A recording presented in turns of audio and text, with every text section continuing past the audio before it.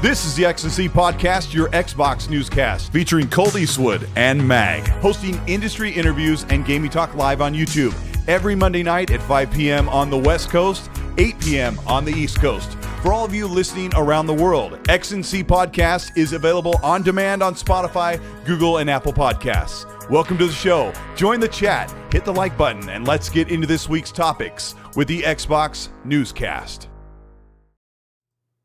You sexy, beautiful, handsome, and lovely audience, welcome to the X&C Podcast. I'm Colteastwood. That was the voice you heard, of the disembodied voice, a floating head in the ethereal space, talking about the X&C Podcast and doing like the station identification. But I'm here with my wonderful, lovable co-host, middle-aged game guy. Yes. This is episode 173. Yes. Meg, how are you? I'm doing fantastic, Colt. You know what? I've been energized. I've been excited. I've been having a great time gaming with the community.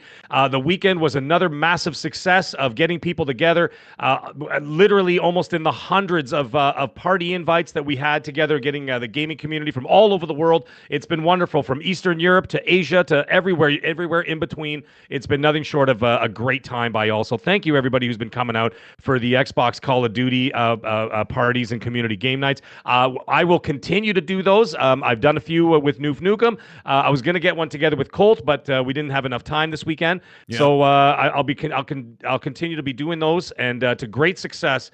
And I'm not going to get into it deep, but I wanted to say something that I've been going through the achievement. I went to trueachievements.com, and obviously in the Xbox achievements and everything else, the numbers are not where they should be in my mind. I want those numbers up, ladies and gentlemen.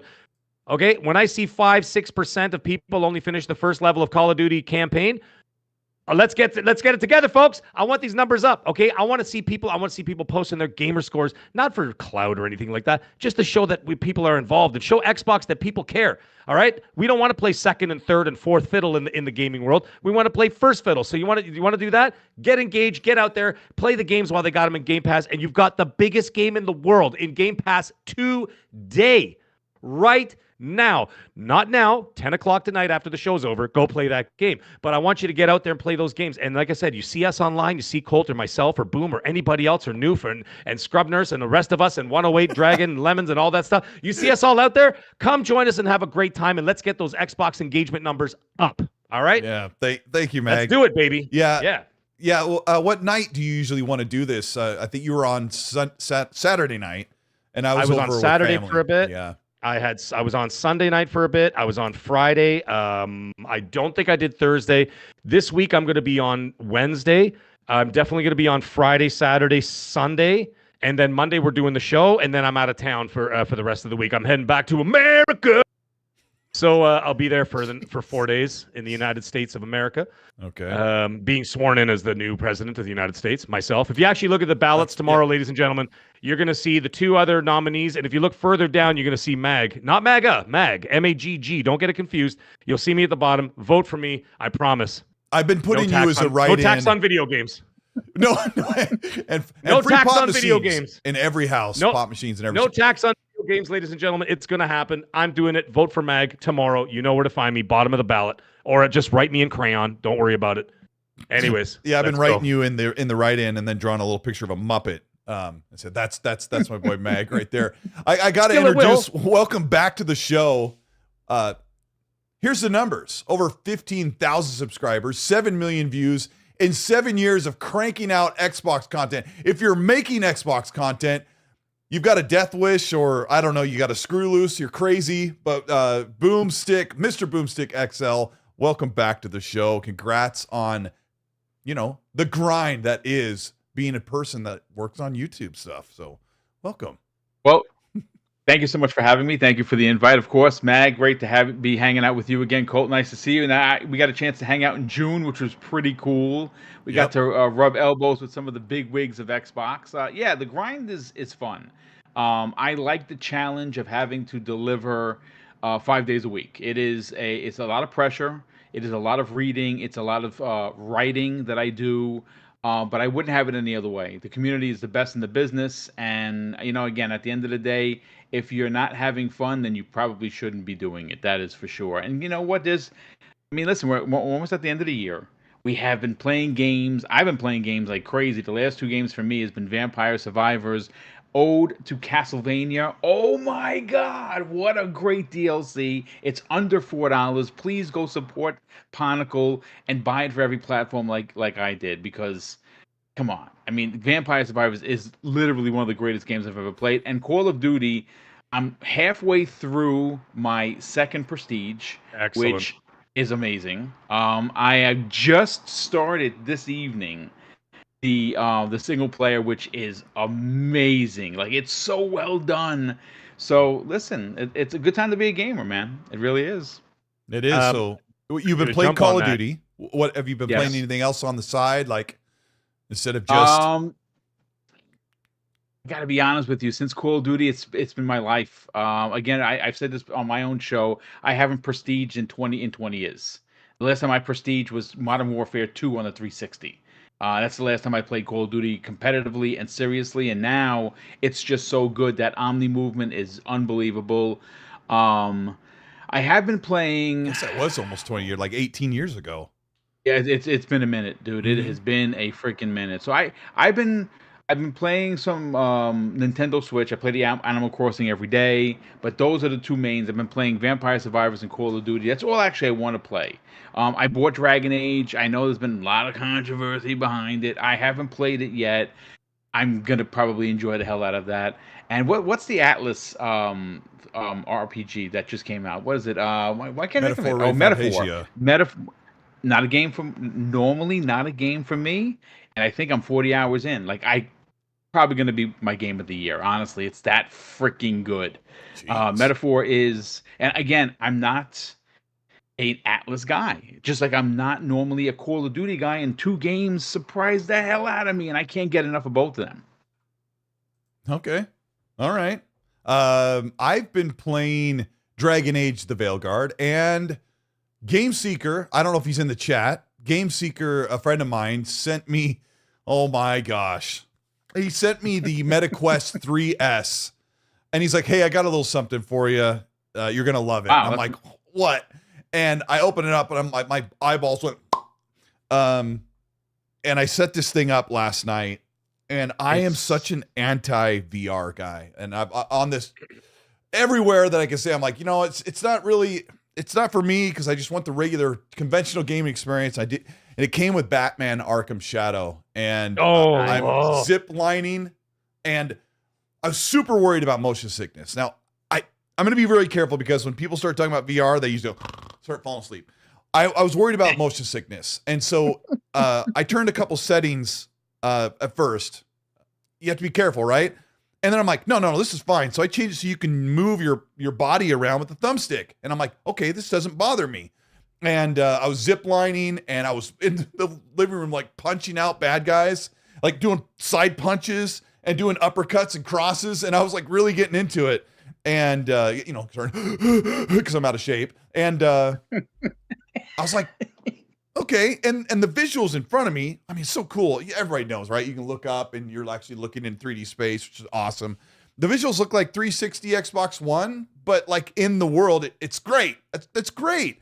There's still a lot to experience. And now I'm already like looking at the store, like, what else am I going to try out? So I've been doing that. We'll get into Dragon Age Veilguard in a little bit into the show. But Meg, you were talking about Call of Duty, and you were talking about XP. What were you experiencing? Achievement unlocked. No, I'm at about level 37 now. I think level 37, going on to 38. It was double XP weekend. All right, this weekend was double XP weekend, so a lot of us got to level up quickly. But you know what's better than double XP, Colt? 3 XP. You know what's better than 3 XP? 6 minute 4 XP, ladies and gentlemen. 4 XP. Let me tell you something. And speaking of 4 XP, we've got ourselves a new sponsor here, ladies and gentlemen. 4 XP energy drinks. It is literally an energy drink made for gamers, tailored by gamers, for the gaming community. Listen, I'm going to tell you all about it because it's a new product. It hasn't even hit the floor yet, okay? Hasn't done anything, but we're going to hit the ground running with this. I can tell you this. It's crafted X4XP, crafted to be enjoyed by gamers of all ages. Responsible ingredients, and here's the big one for me: low caffeine, okay? Because I'm already hyper enough as it is. I don't need any more caffeine. My doctor says if I have any more caffeine, my head's going to explode. So this is what's going to happen. Low caffeine, better for you, okay? So at the end of the day, you can have more of it. The other cool thing about it is you've got characters. There's going to be characters that are going to be built into each different flavor, and it's going to be like almost like avatars for each single one, like skins you can unlock in like Fortnite, that kind of thing. They've got, get this one. You ready for this? This is one Grave Walker. It sounds like the monster trucks that you see at the stadiums on Sunday. Grave Walker. The Grave Walker is one of the flavors they got out there. They've also got in Call of Duty. That's white gummy flavor they call Grave Walker. Yeah, you got the skeleton soldier. Like the artwork on these bottles, it's a powder drink that you mix in, and it gives you all this energy. And white gummy is the Grave Walker. What's the other one? That's the best one. Now, what you're going to face, the next flavor is going to be me in Call of Duty. Ultra Nightmare. Okay, that's the next flavor right there. And then we've got, yes, a third flavor, and that is what Mr. Boomstick XL is on YouTube. Legendary, ladies and gentlemen. That's the third flavor, legendary. And listen, at the end of the day, here up in Canada, I'm pretty sure the U.S. is not far behind. But when you get to like Monster and like Red Bull and Red Rain and all these other ones, okay, you're talking like $3.50 to $5 a can. These things are 70 cents a portion. Okay, nice. So you can buy in bulk. You can get this kind of thing, and 70 cents a portion. Like I said, again, low caffeine, keep you going. Has healthy ingredients. It's got it's got responsible ingredients, so that it's not something in there that's going to make your heart explode. It's going to have something that's going to make you happy, healthy, and it's going to be great flavors, and it's going to keep you gaming, because I'm going to be on there gaming. And everybody else is sleeping. You better be on there gaming too. And the only way you're going to do that, ladies and gentlemen, is with 4XP. Colt, take it away and let them know where you can find this fabulous new product. So far right now, this product you can pre-order right now, and they're going to start shipping out in the very first week of December. And they have the white gummy, watermelon, and blue raspberry. So a link in the description of this podcast, and then we'll get on to the topics, we'll take you to the site where you can pre-order those and check out 4XP Gaming. We've been talking to these people, and they're super excited to bring this to the community. So thanks for their sponsorship. We've got to talk about what fills our belly more than just a yummy energy drink. We got to talk about, let's get this one out of the way. Microsoft's financials came out, and I was talking to Boom before the show, and he's like, that's actually pretty good news for Microsoft, as long as you portion away and say, well, I mean, they bought it, Activision Blizzard. That doesn't really count. Boom, you kind of dug into this in your podcast. What's going on with the financials? How much money did they make, and are they doomed forever? Well, I mean, look, they made a lot of money. And they specifically pointed out a lot of the heavy lifting came the way of Activision. We kind of knew that. They were still up 8%, though. Considering they were down, when you consider just Xbox on its own, it was 8%. They're down 29% in console sales. That's not surprising. Colt, you and I were talking about it. They didn't have a lot of first-party drivers to open up the last couple of quarters. It's fine. Call of Duty is here now. I think you're going to start to see that there's going to be a bit of a turnaround. Are they ever going to outpace PlayStation 5s? Probably not. I don't think that they need to. They just really don't. Again, we would all, old G's like us, would love for consoles to go back to where they were 10, 15 years ago, where it was all about the console sale and first-party first-party games driving that business. That's not the case anymore. But look, the better, and I say this all the time, the better Xbox Game Pass does with subscribers and engagement, the better it is for me. As a retired consumer, I now have money I don't have to spend on these Xbox games. I didn't have to buy Call of Duty at $108 and change here in the United States. I paid $30 for the upgrade, and I'm playing it through my service that I pay less than $10. If you are a savvy consumer, you can find Game Pass, a 3-month Ultimate Game Pass subscription on any of these websites for $29 and change. It's less than $10, and it's obviously half what Xbox is charging you with $20. The numbers are good. They're making money. As a matter of fact, Game Pass was a big draw in their numbers for the first quarter of 2025. So I mean, again, it doesn't matter to me. My stock is so minuscule, it means nothing. Right? Like I'm not making a whole bunch of money from Microsoft's billion-dollar investments, but as a consumer, I'm the one that's winning because every time I look, there's something new into Xbox Game Pass. And like I said, there is no bigger game right now than Call of Duty. And I honestly still cannot believe that it landed in the service. It's still shocking to me, to be honest. I mean, they said they would do it. I mean, you shouldn't be shocked, but I'm just shocked that the very first one in the service was their worst. Wait, Call of Duty Modern Warfare 3 eventually went into Game Pass, but the first one under their belt was like their worst. A 53 out of 100 on OpenCritic. It's like, ouch. But I mean, they did that to themselves, though. Yeah, they did that to themselves because that was supposed to be a DLC. What they did is and this is before the Activision merger went through. This was Activision corporate all the way. Instead of trying to just sell the DLC, they're like, you know what? Let's make a bunch of Warzone levels, which I, by the way, enjoyed. I found every weapon. It was a 75-point achievement, and I got it. Every weapon to find in every one of those orange boxes through every one of those levels. Yes, a lot of people didn't like that because it was too Warzone, but I never played Warzone except for 1 or 2 times, so I enjoyed it. Was it a great Call of Duty? It was the score it was. A 70 at best, but what a year difference it makes from Modern Warfare 3 to Black Ops 6. Big difference. Okay, yeah. I mean, Treyarch has always done really well. It was Sledgehammer was the one that was always like, and then they really faltered with last year's game. But I need to go back to the campaign. I'm halfway through it, and I stopped because of Dragon Age, which we'll talk about later. Yeah. Yeah. What a great time. Boom and I were talking just before the show, Mag. We're like, Stalker 2 is in like 8 days or 10 days. And then Flight Sim is 10 or 8 days after that. So I was like, what the crap, Xbox? You everything like slammed the carts on the train up until one spot, and they're like everything slammed into November. It's a bad time if you like really want to sit down and just marinate in your games. Well, that's why I like Call of Duty, because Call of Duty is a pick up, put down kind of game where you can be like, you know what, let me fart around with the community for a couple of hours and then go about my business or whatever. You don't have to literally sit. I mean, you can, because it gets very addictive. 5-6 hours straight, you didn't even realize. You look up and you're like, what? And you look at the clock and you're like, holy mackerel, what just happened? Very interesting thing, though. Boom had a wonderful play on words, which was by accident, but not by accident. He said, what a difference a year makes. And it was funny that he said that when he was talking about between Modern Warfare 3 and Black Ops 6. However, you could use the exact same line of what a difference a year makes for Treyarch, because they got a 1 extra year of development time to make this Call of Duty. And look at the result of giving them 1 extra year. This game came out, for the most part, I didn't see any problems. I had I think I had 2 crashes, and that was close to launch. Other than that, I didn't have any crashes, any problems, any like glitches, nothing, no floating characters.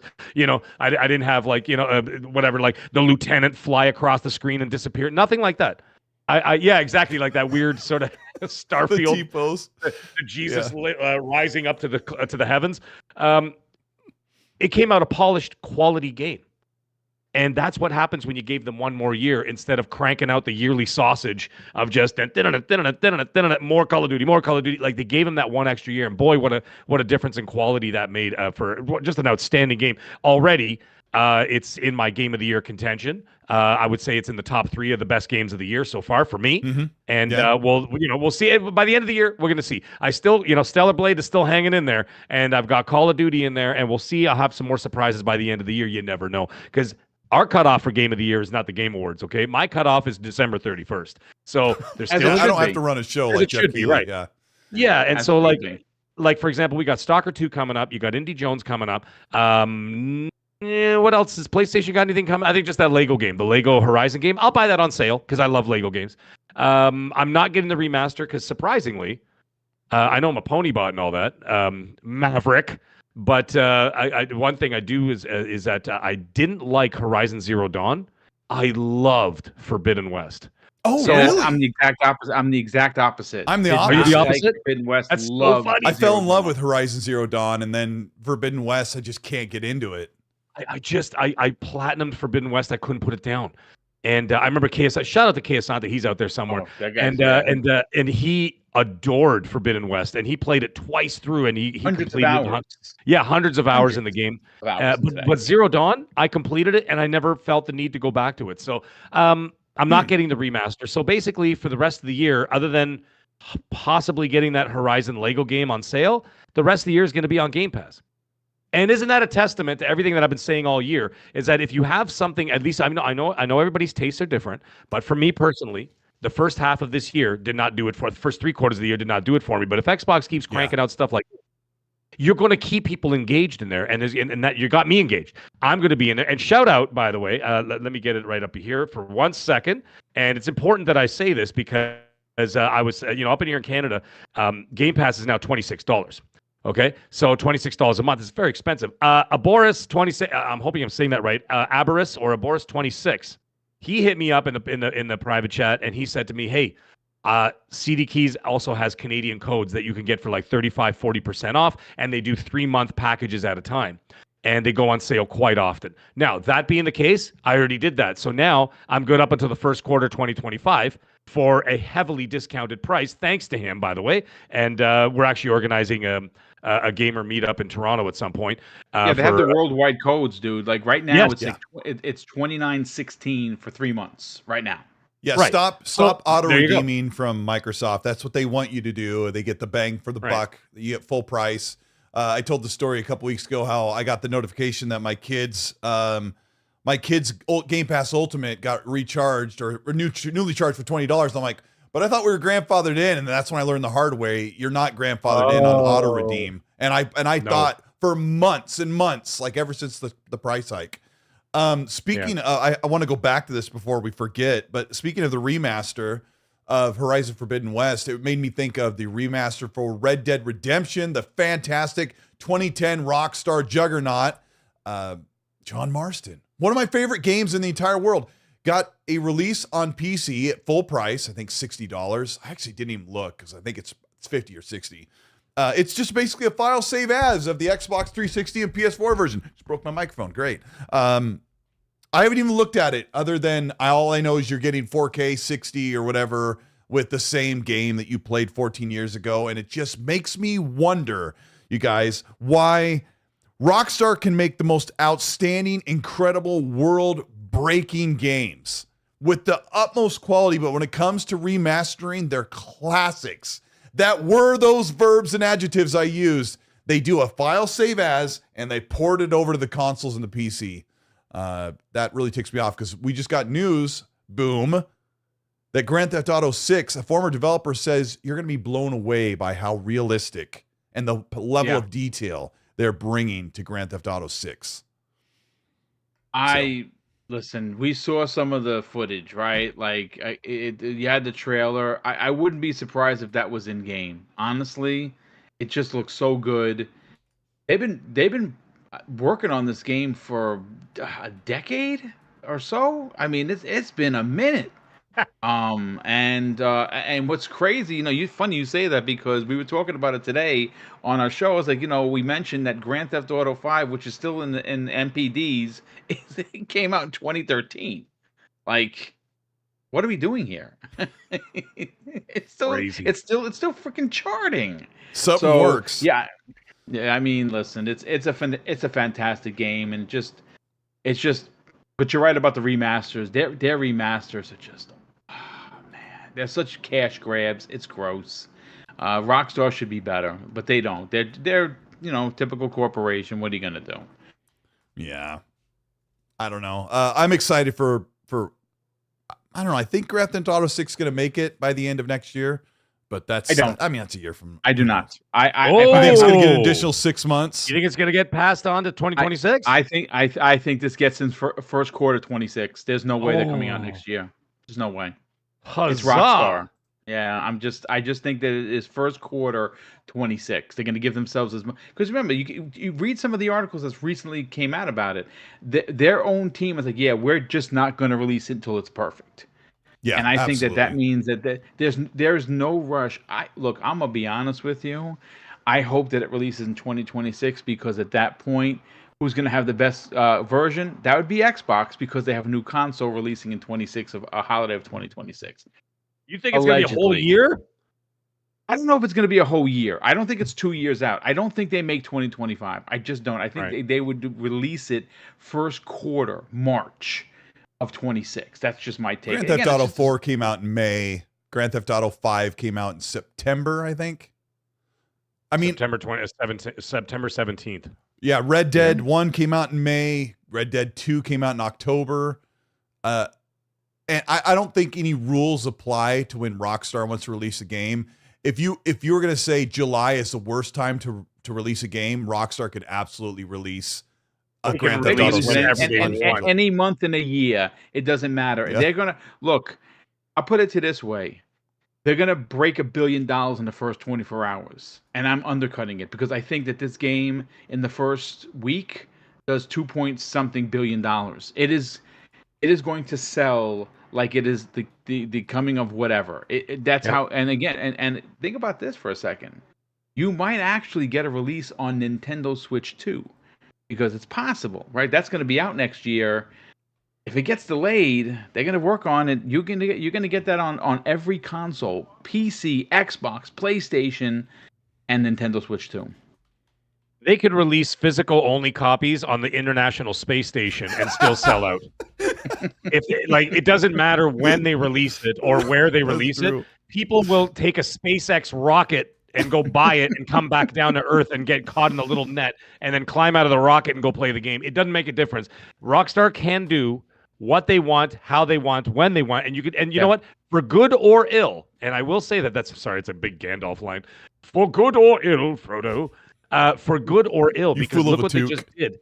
What they did is that they just released Red Dead Redemption on PC with barely any upgrades or anything like that, and they're charging damn near full price for it because they kind of can, and I don't like that. But at the same time, you know that they're not going to release GTA 6 unless it's damn near perfect. Yeah, I agree. So there's a yin and a yang there to the way that Rockstar deals with their games, right? So like their older games, like look what they did in the past with what was it, the Grand Theft Auto trilogy they released, where it was 3 San Andreas and Vice City. What a disaster! Right, and they charged full damn price for it, and I'm like, what do you guys do? And you didn't do anything. You just like, here it is. Take it, you peons, you peasants. Yeah, you peasants. Take my scraps from the tables of Longshanks. You know what I mean? I think we talked about that last week, that they had every opportunity to make a full remaster of the trilogy that could have withstood the test of time forever and forever. Like, it's just imagine. I made a video on this in 2022. I looked up all this heavily modded footage of Vice City and 3 and San Andreas, and I said, what if it looks like this? And people are like salivating, and then Rockstar's like, "Well, save as." Yeah, no kidding, right? Thank you. And look what Remedy's doing right now. Remedy is now, as of 2 days ago, I think, they're in absolute full production of the remakes of the what's his name there, Max Payne. Yeah. Right? The Max Payne 1 and 2. And they don't have 3 because I think 3 is owned by Rockstar, funny enough. Is that not the case? Because they made part 3. Yeah. So I don't think Remedy owns the rights to part 3. I think the IP was sold off by them, but I think they still have 1 and 2. But either way, full production is in swing for those 2 remasters. That's how you do it. Because at the end of the day, you're going to have a fantastic game. And what does that do? That could open the door to whoever has the rights to a new Max Payne game. Then what you've done is you whet the appetite for the people who are, who are about to get into the game, and a whole new generation of people going, wow, what is this cool game? I love this, this film noir detective gumshoe sort of 1930s style, narrative black and white game with the, with the dames in the office smoking the long cigarettes and this and that. And that's what, you know what I mean? And people get into that and they go, oh, I want a new one, right? Look what they did with Mafia. Why do you think Mafia 4, the old country, is in full production? That wasn't because Mafia 1 remake was freaking fantastic. Mm-hmm. What a remake, right? Dude. So you see what I'm saying? That's how you build up a new customer base. You have the old customers, which are us, unfortunately, old. And then you have the new customers coming in who get the game as well.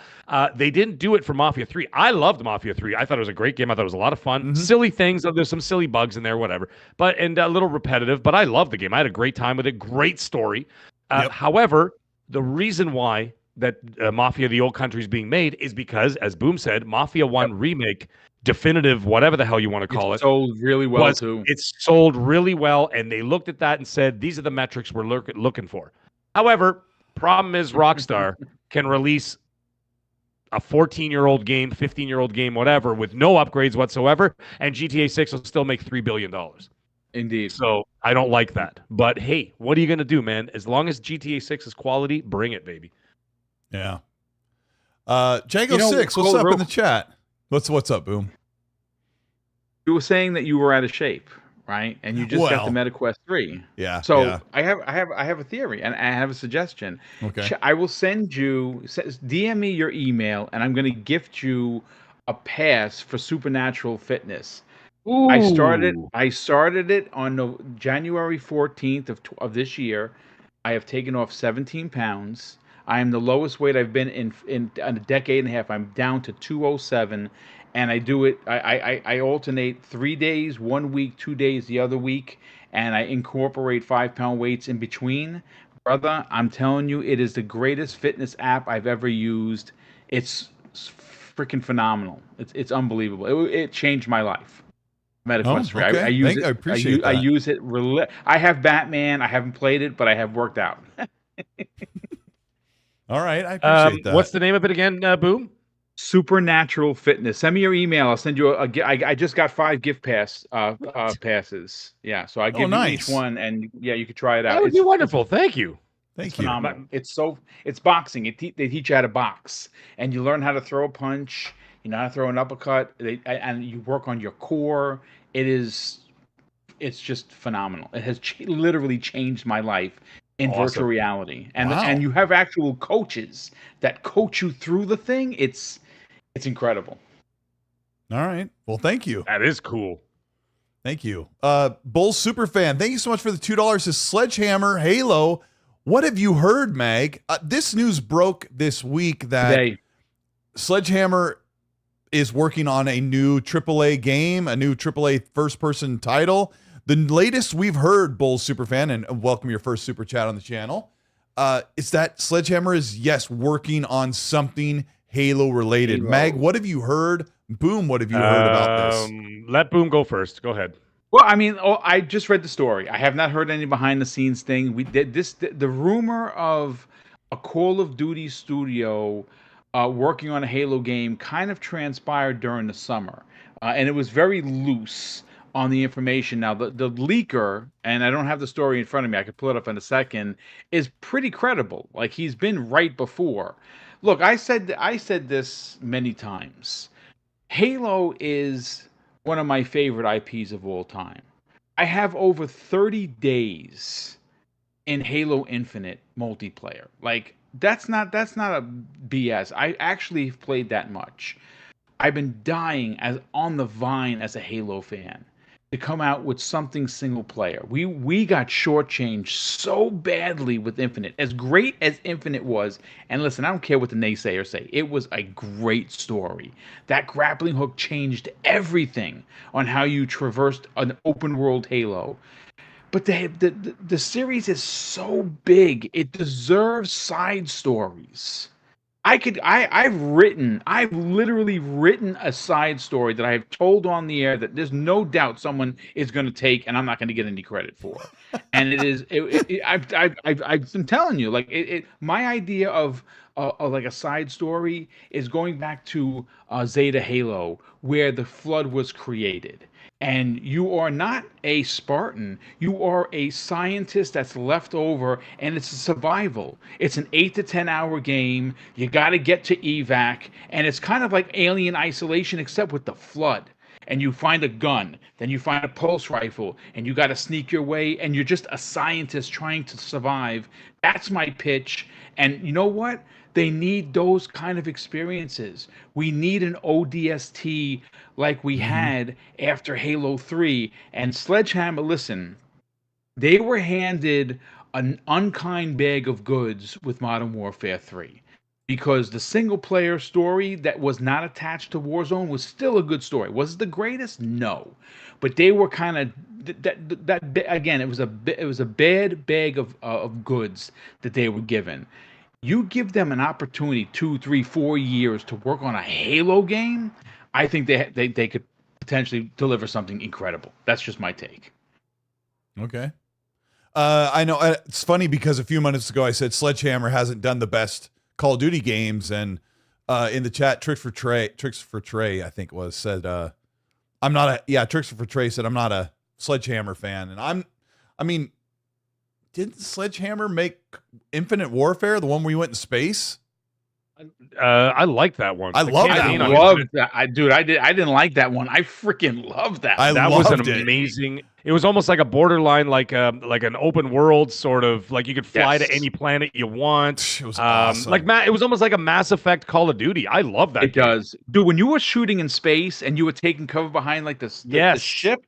Oh yeah, when you're floating out. It was so cool. And I actually like Advanced Warfare too. So I don't know if that was them that worked on that one. Maybe it was Advanced and did Sledgehammer might have done Advanced. The one with Kevin Spacey and the exosuits. Remember that? I love that too. I thought it was a great game too. Yeah, so maybe Sledgehammer could do something better if they were on something different besides Call of Duty. Maybe Call of Duty isn't like their forte, and they're about never count a studio out. They always have a chance to prove themselves. We're seeing some of our favorite studios just absolutely falter. We'll get into that later, and we're seeing some studios that we've never really seen do anything great come out with a miracle. Like Dam Busters is a great example. Dam Busters, like who's that? They're the team that made Homefront: The Revolution, absolute garbage game that nobody really liked, and then they absolutely hit a grand slam with Dead Island 2. Such an underrated. Well, it's a great game. I love Homeland or whatever. I love that game. I actually beat the hell out of that game. I went and tried to get every achievement in that game, but you know something? Me too. Colt, you're not wrong. I said this before. Dead Island 2, if you have not played it, and I don't know why you did not play that game, has absolutely no freaking right to be as good as it is. Yes, perfectly said. That's the statement. It is unbelievably good. Yeah. It doesn't have as much cheese as you'd think. It's pretty well done. And Meg and I've said too many times on the show, it's one of our favorites. And one of my favorites. Yep. Which character did you guys use? I used the guy that looked like Lenny Kravitz. That's the guy I like. Oh yes, I did. That's the guy I used. I did two playthroughs. Shout out to Epic I Treasure think I did chat. the firefighter. Was it the firefighter or the EMS? I think it was one. It was either EMS or firefighter, because he had the pants on. That dude. That was that guy. Yeah, I was not Lenny Kravitz.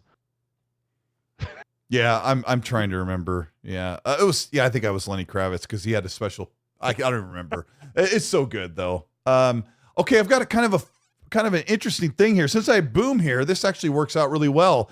On Tuesday, 6 days ago, the previews for Indiana Jones dropped. Boom and I both played. Now, while I have to pull an audible on my overlay, I want to bring in some gameplay in the corner that I hadn't planned on, but I want it to play while we talk. So, Boom, since this was was this your first time being flown out to an event? Yes. I want to hear what your tell the audience here what your reaction was to getting the invite and everything that rolled up until you got there, and I'll get this thing going here.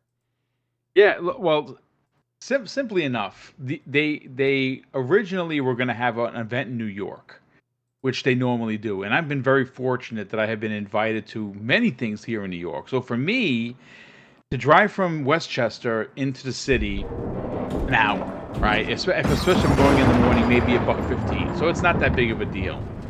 And that plan for New York got nixed. So I was like, man, okay, well, it's fine.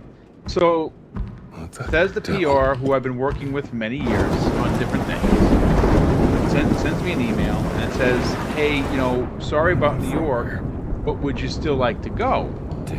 And I'm like, so I'm a little taken aback because this has never happened to me. So in the email it says you can go to San Francisco or you can go to LA. Now, I don't know San Francisco, but I know LA pretty well. Been there half a dozen times at least, maybe more. So I was like, Well, I'll go to LA. So like a heap, right? I write to the PR person and I'm like, just out of curiosity, do I have to pay for the trip? And they're like, no. We're gonna fly you out. We're gonna put you up in a real nice hotel, which they did. And sorry about that. Sorry, Boom. There was some sound of Indy while I was bringing in that whole time, but I'm sure they could hear you. It's probably just really super annoying. So I apologize.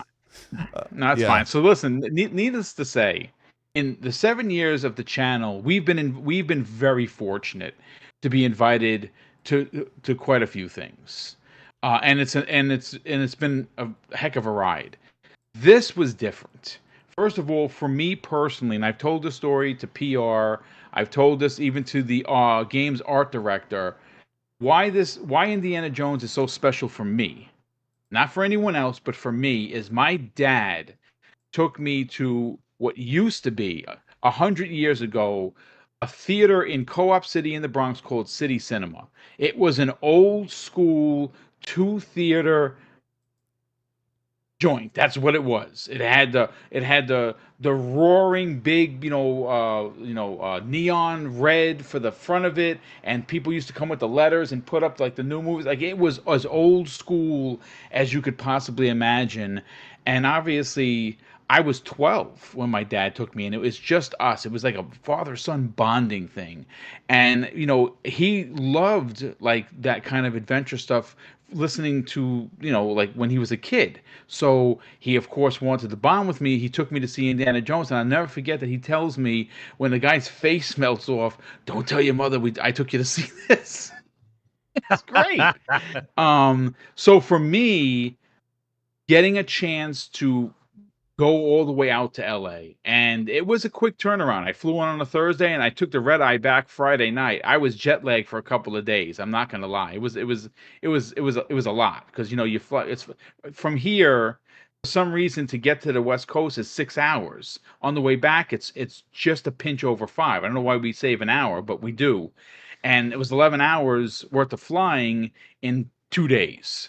But it was an experience. It was something incredible, and I got a chance to sit down with a bunch of creators, and there's no doubt I was the smallest creator in the room. There's just no doubt. And I've even said it, like, I cannot believe they flew a guy with 15,000 subscribers out there, and they did.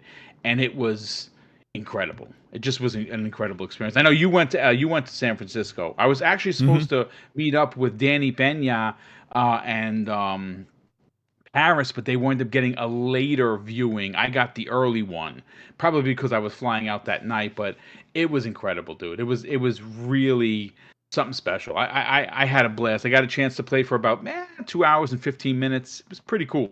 Oh, geez, we got an hour and a half. But I wonder if that was because we were the last session of the day, and like when we got when we got up and set the controller down, the IT guys started coming in and taking everything down. We're like, whoa, they aren't kidding. They're done. But yeah, got an hour and a half, I think it was total.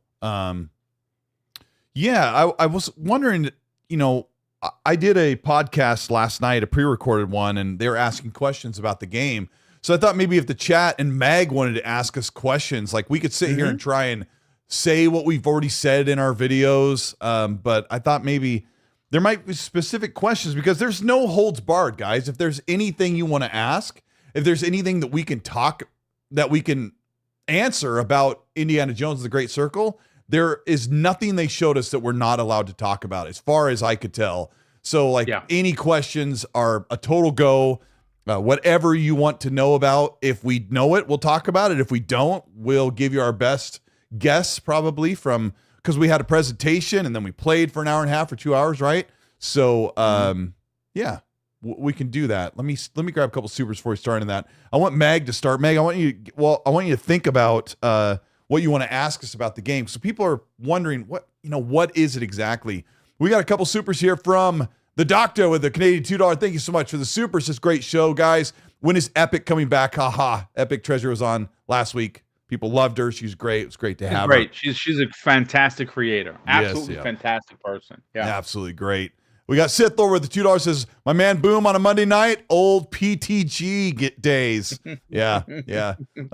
I love it. Biff Rinaldi says, got back into GTA Online recently. My annual dalliance into the game while waiting for something else to come out, waiting to No Life Stalker 2 as well, Biff, as well. We've been talking to Biff on that. Mike Merriam, thank you so much for the $20 super chat. Very, very cool. He is very responsible for 4XP. He says, thanks for letting 4XP sponsor the best podcast on the internet with the world's greatest content creators. Fantastic show, gentlemen. Appreciate you, Mike. And we'll bring up 4XP and we will taste it for the days to come. We really appreciate you. Everybody.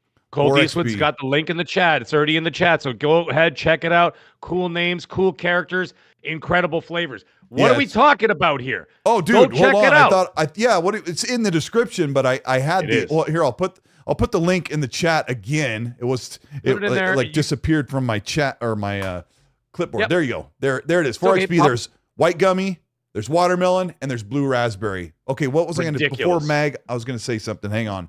Oh, it was funny that he said great content creators while I was blasting Boom with game audio. Like I said, I didn't plan to put the indie content in there. I had to do it on the fly live, and normally when I bring gameplay footage in, I render it without sound, and it totally slipped my mind. You know how it is. You're watching a live podcast, something goes awry, and everyone starts lighting the room on fire. So that's his life. Yeah, it's his life, but I appreciate I have no idea. Like, it's not happening to me, and I'm just like, and you guys are like, the sound. Meg, what do you want to ask us about? Yes. What are your concerns? What do you want to ask Boom and I about with Indiana Jones and the Great Circle? Well, go for it. What do you got? The thing is, I don't want to I don't want to ask too many questions. You can ask whatever you want. By the game. And you can look at the chat and grab questions as well. I mean, sure, I could do that. I saw quite a bit of gameplay, talked to people behind the scenes, obviously, and this and that about what they played and everything else. Now, the thing is, there's been some concern about the stealth in terms of the pacing of the game, all right? Because of people saying, oh, well, it might slow down, or it might be too slow. And I'm like, well, if you look at the movies are a little bit of like sleuth, a little bit of detective work, a little bit of traveling, and sprinkled in with your typical Steven Spielberg, George Lucas style action set pieces, right? You've got like the big ones from like if you go into like Temple of Doom inside the Club Obi-Wan scene, right? When he had like the guy was shooting him, and he's the big the symbol, and he jumps out the window and all that stuff, and the big anything goes, that one. Mm-hmm. And then you've got the mine cart chase scene, things like that. I think that the game is going to have those sprinkled throughout. What you guys played was obviously just a small slice. Now the thing is, my question is, if I were to compare it, because I am a huge stealth game player. I love stealth games. And if anybody has gotten that far enough in Call of Duty, there are actually a couple levels. I'm not going to spoil it for anybody, but there are specific levels. Boom, you know what I'm talking about. And there was one with Mr. Bill Clinton, the one with Bill Clinton on stage. And that one there, and you were doing a stealth mission there, right? And it was a first-person stealth mission, and I took my sweet-ass time playing it because I love that stuff. I was sneaking around behind curtains. A little guard walked over here, then I would sneak around this way, pop him in the back of the head, take him out, drag his body over here, whatever, right? Doing all that kind of stuff. I love that. So whether it's first-person or third-person, I really enjoy stealth games. So my question is, if you were to compare it, I'll ask you both, open question here. If you were to compare, or possibly try to compare, any stealth game that's already out now, is there anything that it kind of compares to in terms of that? Like, is it like a Last of Us? Is it like a Days Gone? Is it like a Metal Gear? Is it like this new Call of Duty? Like if you were to sort of give me a basic idea of where it sits. Boom, you want to take it first? You know what? Yeah, I mean, look, what I love about what they've done with this game, Mag, is if you are a fan of the Riddick games, because a lot it is very reminiscent of it, because a lot of the team that is on Machine Games, people don't know this. I talked to several of the team members when we were in LA, are from former Starbreeze that worked on that game. And you can tell of their influences. It's in its DNA. What I loved about this, it's hard to compare. because it really is its own thing. The way you tackle what's in front of you, and this is what I love about the game, is entirely up to you. Because if you want to go straight forward and just, knock people out, or you want to fisticuff everybody you come across, you can go ahead and do that. But what really makes this game shine is how you do it. I found ways into buildings that if you're not looking for it, that you climb up with the whip when it goes into third person and it shows you the old. Remember how Batman in the '60s used to climb up the wall with Robin? Yeah. It's because we're old. We all know what I'm talking about. To the side. Yeah. It's I love crazy. that. It's you're climbing up here, there, and everywhere. You're swinging across buildings. You're finding hidden entrances. The more you look for things, because if you're telling me you like, and again, game is not slow, but I like to look for everything. I am a look everything, find anything kind of a gamer. Again, they didn't give us a specific amount of time how long it is to beat the game, but some of the boards, oh my God, they're so big. Like the Cairo level is freaking huge, and how you like when you first start out, we went to Marshall College is where it opened, right? And then you went to the darkened streets of Rome. You had to meet a contact in Rome, and there are Nazis all over the place. I knocked the hell because you knock people out with shovels, tire irons, bottles. You can distract people. Like if there's a group of guards, you throw a bottle and like, hey, what's that? And they go walking over and you sneak around them. And then obviously, you can use these tools of destruction to knock them out, and you knock them unconscious, and you can hide their bodies a la Splinter Cell, like hide the bodies in the freaking corner so no one sees it. I just think that this game is. Look, I don't know how appealing this is going to be for people who are not familiar with Indiana Jones. See, that's my worry, because same. I really feel like, for instance, Hellblade 2 is a triumph in so many ways. Storytelling, graphics, it's just atmosphere, sound. It does hit on all the switches. I don't know if this is going to, because it is Indiana Jones. And look, to be honest with you, Indiana Jones isn't as foreign as some people think. He's in Fortnite. And he's running around in Fortnite and has been for years. Well, that settles it. He's in Fortnite. No, yeah. I mean, but I'm just saying that the kid. Listen, I don't think any kids are going to be waiting at midnight to play this game. I think this is going to be for anyone 30 and above. Now, does that make it a success or failure? I don't know, but I can tell you what we saw, Colt, and what we played. My God, this might be one of the best works Machine Games has ever done, in my opinion. Okay, Magnum, stop! You're not going anywhere. It's just too much spoiling going on. There's no spoils. No, there's no spoils. It was really only 2 parts of a mission, and we didn't even get to see anything substantial in the game, and that was one of my complaints. Like, we didn't get a big story beat, we didn't get a big set piece, we didn't get a major tomb puzzle or anything in our time. And I think one of the things that made it difficult for me to really get a grasp on how much I'll enjoy Indiana Jones, because while I was sitting there playing at the event in San Francisco, I was really enjoying like the slower pacing stuff, like, because it's really like ooey and gooey when you're grabbing stuff and you're sneaking around and you're finding things and you're unlocking and you're taking out guards or you're getting in fist fights. And then I would go, oh crap, I want to make sure I can see as much as possible because I have a very limited time. How many times you played a game and you're like, okay, I need to leave in 1 hour. And then 10 minutes goes by and you're like, oh crap, it's been an hour. And this is the pressure of when you play a game in a limited capacity like this. And so one of that concern about pacing sort of dissolves when I think, wait a minute, when this game comes out, I'm going to be sitting down. I can drop into the vat and be enveloped as much as I want, or I can speed up as much as I want. And you don't get that when you're under the preview timeline of we're going to give you an hour and a half, which is very generous. But yeah. Anyway, I think that people are really going to enjoy the game. I will say this. I said it in my preview video. please do not go into this thinking that it is Castle Wolfenstein or Call of Duty. It is not that. If you go in thinking that, you're going to be incredibly disappointed. You can shoot anytime you want. You can pick up guards' guns and shoot the hell out of everybody. Now, did you do this, Boom? Did you go guns blazing at any point? I didn't fire one shot.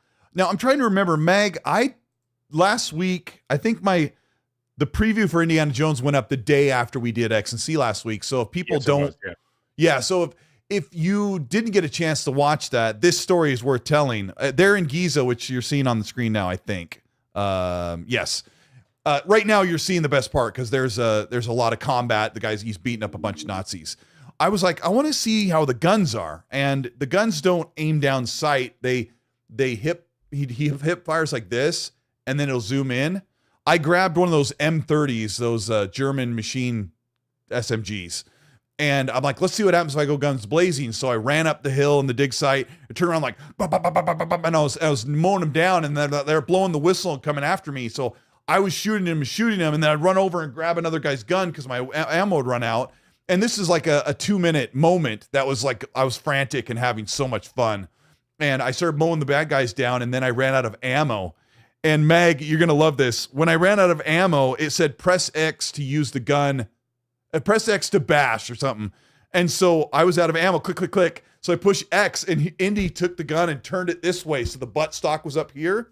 And he goes, whack, whack, whack. And I beat down a Nazi. And after knocking out 2 of them, the gun splintered apart. The wood stock and then the metal splintered apart. And Indy kind of goes, in first person, you kind of discuss like, oh, great, now this is over, and he chucks it to the ground, and now you're back to the fists. I thought, that's so cool. I did a couple punches, and they mowed me down, and I had to restart the checkpoint. But I'm like, you can go 5-alarm, GTA style, guns blazing if you want, but the game does encourage you to sneak around and be like Indiana Jones, right, Mag? Where he didn't go guns blazing. He's like, oh crap, here now I got to fight, right? But he, I don't know. That's kind of. But he was in big set pieces, so like there is like there. That's why I'm asking all these questions, because like he did a little bit of stealth in the movies. It wasn't stealth focused. They weren't stealth focused films. And I've watched them all hundreds of times. So do not at me about Indiana Jones. I can literally rhyme off the entire scripts. But anyways, the point is that it's obviously you're playing a video game is a different narrative than a film, right? Because when you watch a film, you're watching a film. It's a predetermined situation where, as a game, you are in control. So therefore, you have to put in a different mechanic and something that you could do. Now, obviously, people don't want it to be the people who worked on it. What's the first thing everybody's going to say? Uncharted. It's going to be like Uncharted, right? And then the next thing down the line, it's going to be like Tomb Raider or whatever else. It's nothing like those. That's the thing. Yeah, it really isn't. And the film, the one-to-one film that you're talking about, Mag, I'm here to tell you, this is going to be your game of the year, because the sound and what they've done with the sound and the music is unbelievable. And I will tell you this right now, Troy Baker has to win the award for the best voice actor, because if you close your eyes, I did it. I closed my eyes. I had the headset on, and you listen to him talk. It's almost indistinguishable between him and Harrison Ford. It is, oh my God, it's so good. Plus, you're seeing him, so these things come together, and it's like, it's Harrison Ford. It's not just Indiana Jones. It's like, it's Harrison, and that's what I kept telling myself, and people kind of make fun of me, Boom. I'm like, it's because it's the Harrison Ford Indiana Jones. And they could have pulled the Star-Lord Guardians of the Galaxy game where they didn't do Chris Pratt, but the guy was really super likable. And we all thought that, like, are they really going to do Harrison Ford's Indiana Jones? And his likeness, man, it's phenomenal. The presentation looked great, and like I said, at the end of the day, as long as they can find a happy medium, which I'm sure they will, a happy medium of downtime, and what I mean by downtime, I mean like exploration, I mean stealth mechanics, whatever, and then you're gonna have to sprinkle it in with some kind of an escape action sequence or whatever, because like I said, the movies are filled with those. You go from like there's things that we saw that we can't discuss that we didn't play. I'm sure. Like a what you're talking about, The escape. Like things what, you're Boom? talking Tell about, us. What was it? Yeah, that I No, cannot tell. I know about them too, but I want to make sure that they have to be the ones that like they don't have to be exactly like the films, but you've got other instances where Kingdom of the Crystal Skull, they have the Jeep chase scenes in the jungle, Yes. over the waterfalls, all that kind of stuff. When you go from there to Raiders of the Lost Ark, where he's dragged behind the truck and he climbs in, he's like getting dragged in the dirt and he's fighting all the Nazis on the moving truck. Like things of that nature. Him fighting on the submarine. Him, well, I wouldn't even say the island there, but yes, you in the front. Hi, first time listener, first time caller. I don't know what they say. I was disappointed that we didn't get a taste of like the action set piece moments, something crumbling, something chasing, something riding, on rails, something like that would be fantastic. And I think it's a bit unfair to send all these creators and journalists out and say, look, here's the game, but we don't want to show you the big stuff. We want to save that for people when they play the game.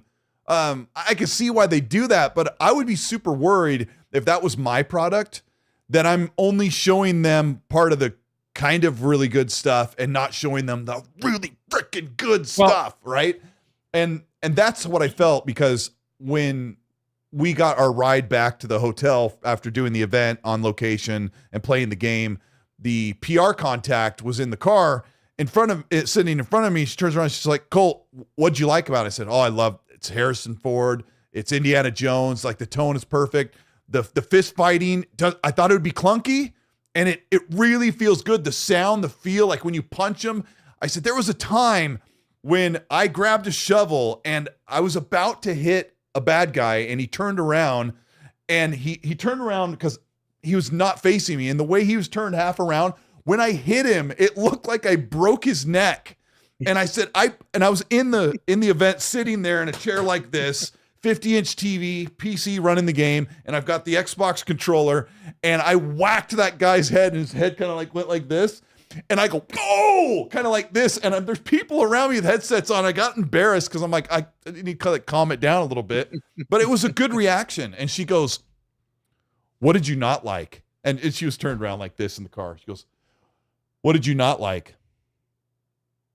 Did she have a gun out? No, her eyes were like this, and she was like, I'm listening.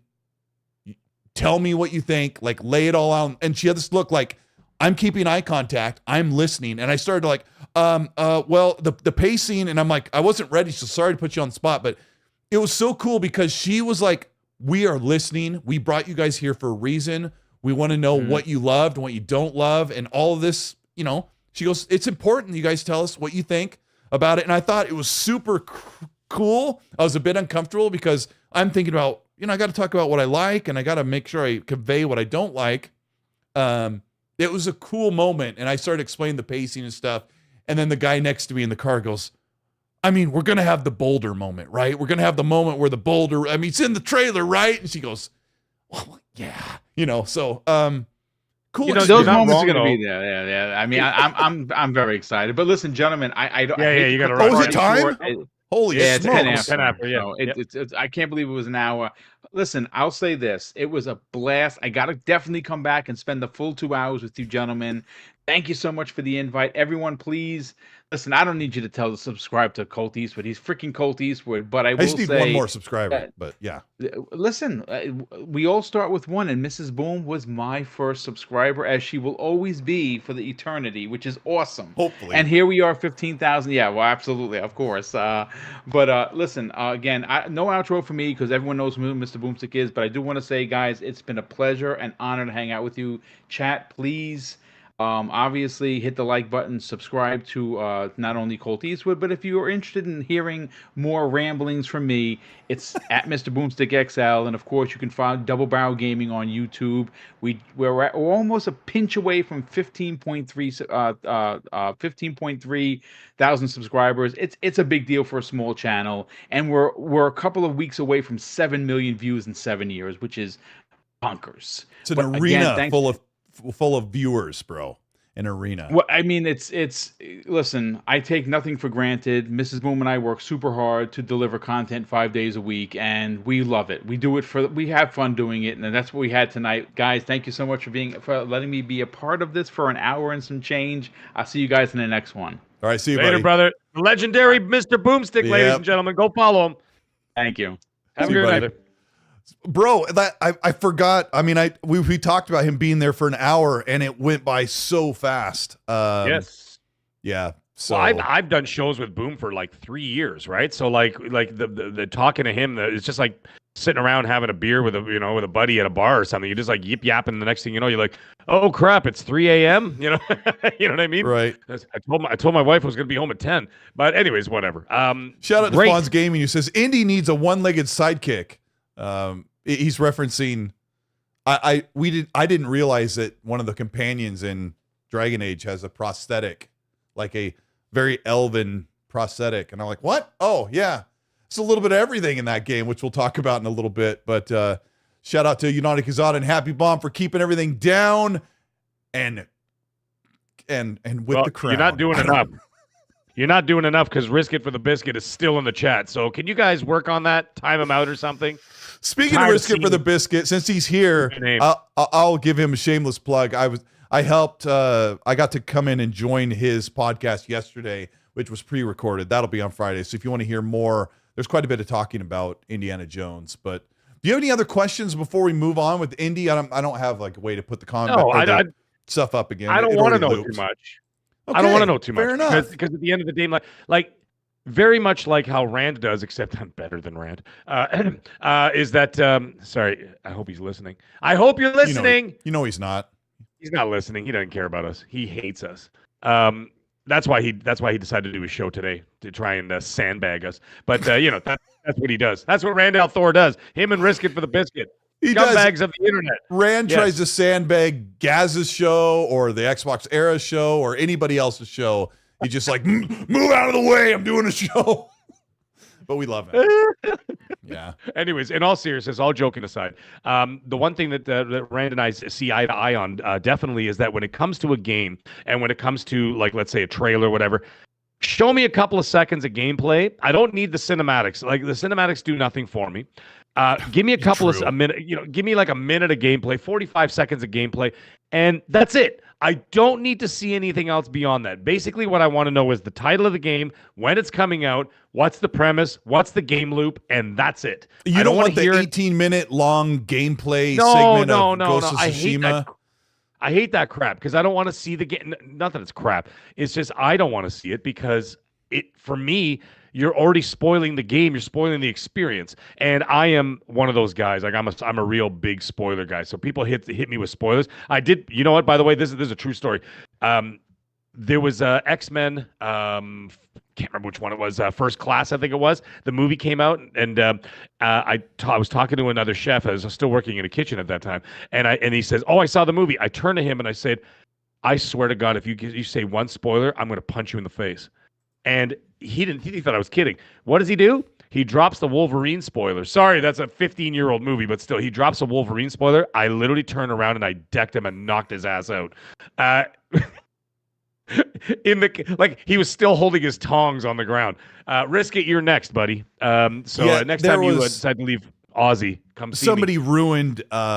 Somebody ruined Book of Eli for me. And if anybody's watched that, there's a reveal at the last very segment that was so poignant. And I'm midway through it. I think I told a story here. It's got Fallout vibes. So he goes, blah, blah, blah. And just like, you know how they are. No. Somebody did that about Red Dead Redemption, like on Twitter. I was talking about something and I said, I don't want to spoil things. And someone goes, the main character does this and this happens. Buy a PlayStation. I'm like, wow, you got to be a real piece of crap. Speaking of pieces of crap, Red Wolf Renegade is still in the chat. Yes. Red Wolf Renegade leaves a $10 super, says, can you wear the shirtless Indiana Jones outfit from the movie? That would be great. Just to know for science, obviously, that would be great for the people who want that. Not me, though. Just curious, he says. I don't know. Yeah, people are worried about if that game will have modern sensibilities, and it's machine games. They don't give a crap. I don't know. We'll see. just before that, Game Seeker, thank you so much for the Canadian 5, the one who got me the MetaQuest 3, says, hey, Colt, Slim. Hey, Colt, Slim. Oh, okay, yeah. So I haven't said, we might as well share stuff once in a while, right? I guess we talk about video games so much, might as well share something. About 2 months ago, somebody in our family had a really bad health scare, and it kind of woke us up like, Taco Bell every 3 days probably doesn't work for Colteastwood. So I've been on this great health kick. It's great that we're working with 4XP where they have, something that you can take to energize yourself in gaming. It's not going to load you up with a bunch of sugar and carbs and crap like Mountain Dew. So 4XP Gaming is a great sponsor for Mag and I, because Mag is another person Mag and Fonz, my daughter, my wife, they've really been super inspirational in me losing weight. I've lost 18 pounds, Mag. I don't remember what that was in kilograms for you people that use a different measuring system, but I'm not a huge guy, but 18 pounds is nothing to sneeze at. I'm super happy. Anyway, yep. Game Seeker says, hey, Colt, Slim, Dragon Age Veilguard worth full price. It's $100 here in Canada, or should I wait for a sale or potential Xbox Game Pass drop later? Let me see if that's next on our topics.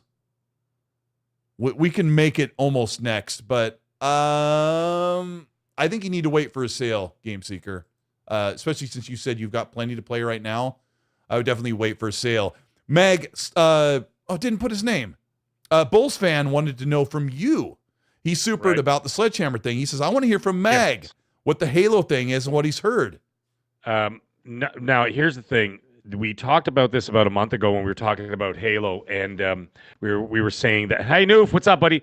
We were talking about how they're working on a new mainline game, and this is what the Halo Studios is doing, right? They got 3 projects. I know that for sure. They said, there's 2, there's possibly 3, but we reported 3 a lot earlier than they even announced the studio.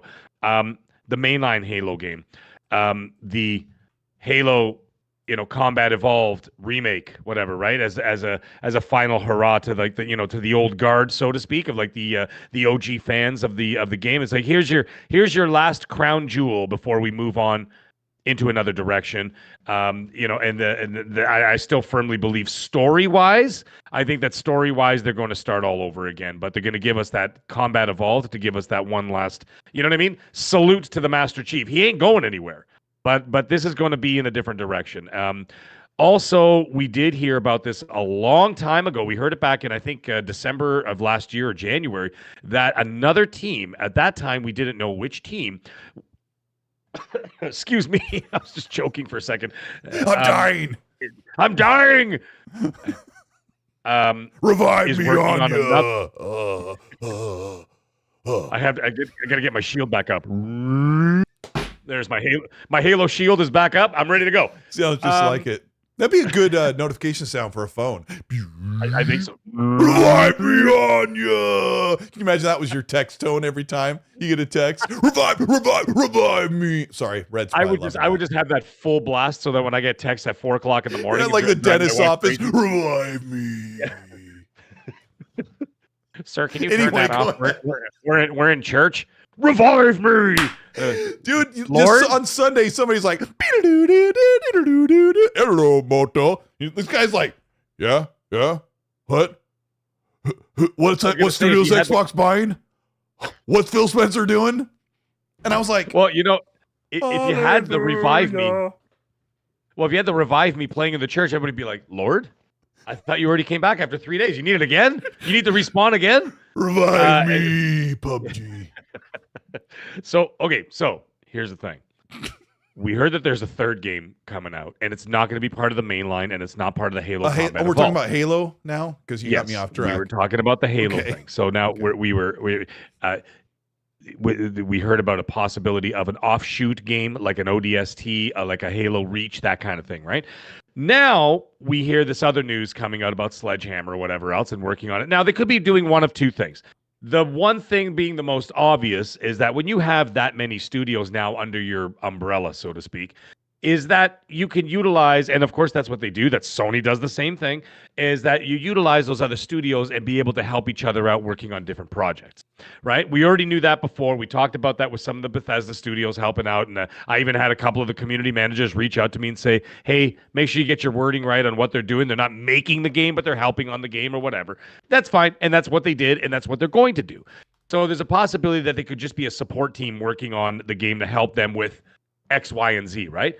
Or there's the possibility that they are indeed, in fact, spearheading that new ODST/Halo Reach game that we heard about a while ago, almost a year ago now. Mm-hmm. And so there's a possibility that they're working on that. Now, if they're working on that exclusively, that would take them out of the...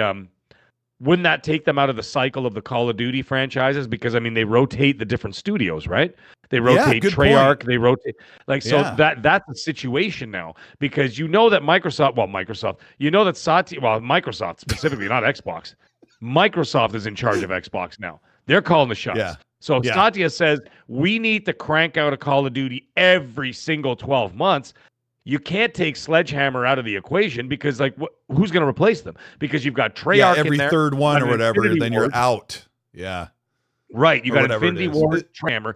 Is there like 3 or 4? I think there's like 4 studios. Raven does work on them and stuff and whatever else, right? There's the main ones.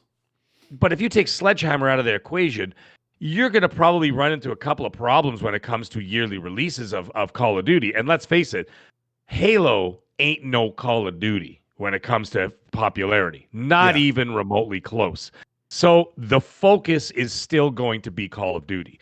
So So now that I've presented you 3 options, essentially, of a support, working on an actual offshoot of the Halo franchise, or not doing anything at all, you can decide now as a listener what you think would be the most prudent route.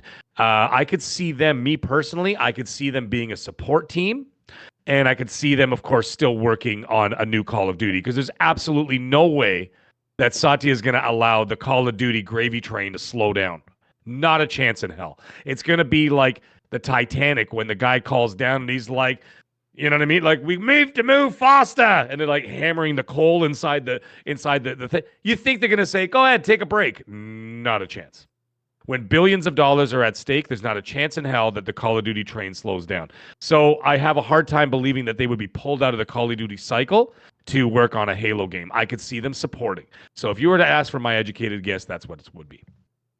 Okay. Well, cool. You made me think about the Unreal Engine 5 thing. Like, if Halo Studios moved to Unreal Engine 5, there must be like a whole big game plan that the studios that are making the offshoots would also be working in Unreal Engine 5. Assets could be shared. Hey, here's all the models. Here's all the textures and environment, everything. Here's the lighting standards, and maybe, I don't know. But then the thought of making a Halo game in the Call of Duty engine, which I forget what they call it, like the Blam engine or something like that. Is it something like that? I can't remember the name of that engine. Yeah. But we're going to talk about Perfect Dark in a minute there. Monesh Gode. I think that's probably how you say that. Monesh Gode. Hopefully. We're going to talk about that. I wanted to cover that question. There's a lot to dig into for the next Call of Duty style Halo game, or Halo Call of Duty style game, maybe is what we'll call it for now. But the offshoot idea is fantastic. Okay. Let's do this one quickly, because this needs to be talked about. And Meg, you're going to help me keep this very brief, but I'm just going to say Dragon Age Veilguard is... How about this? I'm just going to give my speech and then we'll move on. Dragon Age the Veilguard is a super fun combat game. It is basically a Volition Saints Row version of a fantasy game. It would be like the Volition, if they were still around. It would be like the Volition saying, hey, you guys love Saints Row? We're going to make a fantasy RPG with the sensibilities of a fun, exciting, bombastic action-adventure fantasy RPG. It does not feel like a mature BioWare, the kings of RPGs game. The characters are very poorly written. They're annoying. They're cheesy. The combat is phenomenal. I had gameplay to put up when Boom was here, so you could see it. but you've probably seen the combat. It is addictive. It's super fun. I mash B because I don't want to hear these cringy, super poorly written characters that have no serious tone for most part of the game. There is controversy surrounding it because of choices made by the people that were the head writers and creative directors who have their own personal agendas. That stuff drives me crazy. Games just need to be fantastic. If you're asking me if you should play Dragon Age Veilguard, if you love to have fun, if you played the Saints Row reboot and you just skipped the cutscenes, you said that world was fun like I did, maybe you should pick this up, but it's a $60 game on PC, it's $70 on console. I would recommend you wait, but I cannot stop playing it because I'm having so much fun building out a battle mage. I'm swinging a sword, throwing out powers, and doing these cool, like, magic stuff that the game is so fun. But if I was a diehard Dragon Age fan, I would be severely perplexed and underwhelmed or disappointed. I don't want to dive into that because people are diving into the socio-political agenda of everything. It gets super messy. It is definitely there, and it's a problem for many, many people. And like I said last week, if you're going to put stuff in, if you're going to include, make sure you include everyone. Make sure that if you want to add these things because they include a subset of people, make sure you also include the people who have other things going on in their orientation, blah, blah, blah. You guys are amazing. Thank you so much. You guys want to hear about Xbox bringing back. Let me put that in. I'm going to put that in the. Yeah, it's right here in the see you later. Timestamps. See you later, Riskit. Riskit had to go. So okay, Riskit, we appreciate you, bro. Yeah, it's good to have you here. Thank you for doing that. Let's talk about Xbox bringing the old team back together. I was listening to Xbox 2, and thankfully Jez brings really great insight and research on what's going on. The news broke that the creative director for Wolverine, the Marvel game by Insomniac, Brian Horton, left the studio. Pretty sure I got that right off the top of my head. Left the studio, and he is this summer, now he's working for Crystal Dynamics. What I didn't know when I made my news video on Friday was that Brian Horton used to work with Daryl Gallagher at the Crystal Dynamics game. He was the lead creative director of, I would say, the best Tomb Raider game, Rise of the Tomb Raider from 2015. Fantastic game. So it looks like Daryl Gallagher has been pushing, pulling, stealing, borrowing, buying people to bring back the old Crystal Dynamics team that partnered with Xbox to make Rise of the Tomb Raider to create what is now Perfect Dark. And Perfect Dark looks fantastic. Wolverine is now being taken over by the team that made Ratchet & Clank Rift Apart, which I think, although highly rated among its series, is not really the greatest Ratchet & Clank game. It's pretty dang good, though. So, Meg, I said a lot. What do you think about Perfect Dark, where it's going, and this new creative director? I have questions. Okay, my cool. questions Let's go. are, well, my question is this, and this goes both ways when it comes to both Wolverine and Perfect Dark. The creative director left Wolverine, fine, whatever, for reasons. I think it was creative reasons, which actually is a little bit disturbing because I'm like, oh crap, what happened that drove him away? Or you know what I mean? Or what kind of a creative decision drove him away from that studio where he's like, you know what, go ahead. Give him pronouns. I'm out of here, or whatever. Who the hell knows what? Like, you know what I mean? Like, who knows what the hell happened? Like, I'm just making jokes, but like, you never know. You never know these days. Anyway, we're not gonna get into all that. But what I am gonna get into is that now, my question is, after seeing a reveal trailer and a little bit of gameplay of Perfect Dark, why do we need a creative director now? Yeah, that's a good question. That's a question that we have to ask.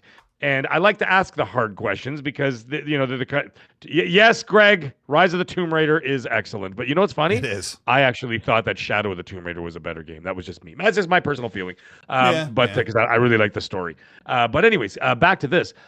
If Perfect Dark is this far along that we literally saw some gameplay, did they give a release year for that? Was that one of the ones I was kind of pissy pants about? No, that blue number was in the podcast I was in yesterday, and we kind of tried to look that up. We were pretty sure there was no release year. Yeah. Okay, so they just showed, but I mean, they showed story beats.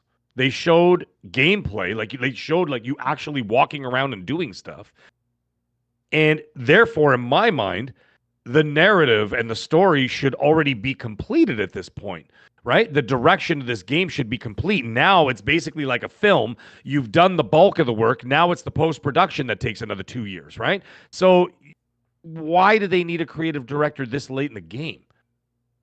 Like, I just find it odd, like that they're bringing in someone this late. If the game is within 2 years of us, and I would imagine most of the story and everything is under control, why are they bringing in someone this late? Unless this person is being brought on now and saying, okay, listen, help us get this game across the finish line, and then we're going to start working on a new project directly after that. Right. Yeah. So maybe they're just going to get him. Maybe they're just going to get. So maybe that's a possibility. Maybe I'm almost answering my own question. Maybe they're just getting him climatized with like the work environment, with the culture around there, with the people and everything else, and kind of getting a groove for it. And then say, hey, listen, get climatized, figure this out, push this through over the line, and then we're going to work on a new project, and I'll put you as the lead. Well, here's the problem that Dan Neuberger left, who was in the original developer doc for Perfect Dark in 2021, I think. And he left the studio this year, I think, in 2024 or 2023. Maybe it was 2024. And then they brought in Brian Horton to replace him. So this is the third. Well, Dan Neuberger was already there, and I did a video about Perfect Dark and all the people and where they worked and what their background was, so people could get an idea of what kind of production value to expect from Perfect Dark. So I remember Dan Neuberger was probably there from the beginning, but he was also working alongside Drew Murray, who worked for Insomniac, who left to go back and finish Spider-Man. So this is the second or third creative director that Perfect Dark has, and Mag brings up a really good concern that why are you bringing someone in if you're on the last year or two of development? And as far as we can guesstimate or know, or things that we've heard, Perfect Dark is supposed to be 2026, maybe, but not likely 27. It's probably a 2026 game. Like Mag said, we saw a good chunk of gameplay. We saw traversal, we saw action, we saw subterfuge, we saw some cutscene stuff, and it sometimes you're like, that looks done. So it looked done to me. Like it looked like within a year.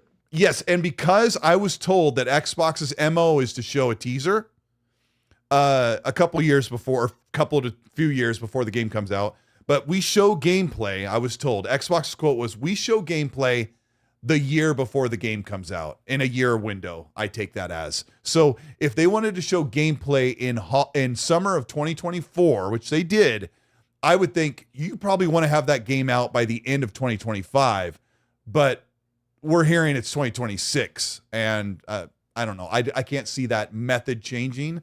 Also, they haven't shown gameplay for Gears E-Day, but we've heard that could be 2025 or 2026. So I don't know what's going on with Perfect Dark, but a lot of people make the same tired complaint that Joanna Dark doesn't look like a thought from the early 2000s. And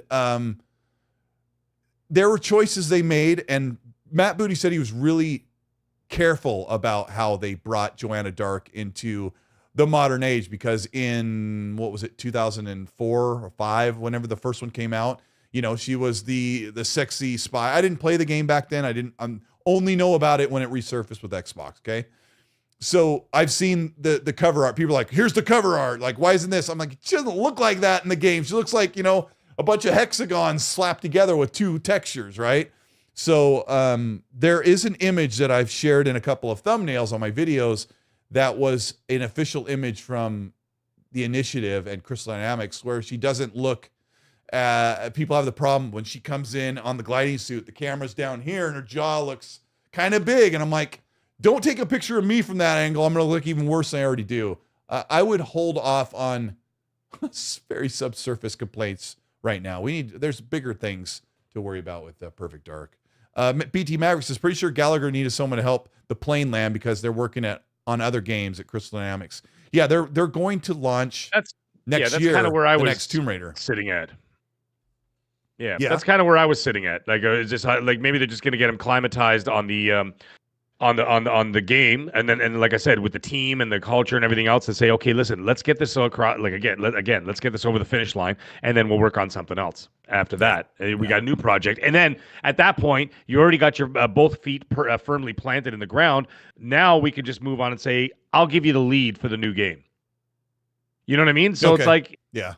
You know what I'm saying? So like, it's like when you hire someone new for a big position, you usually have them like sort of shadow a previous project.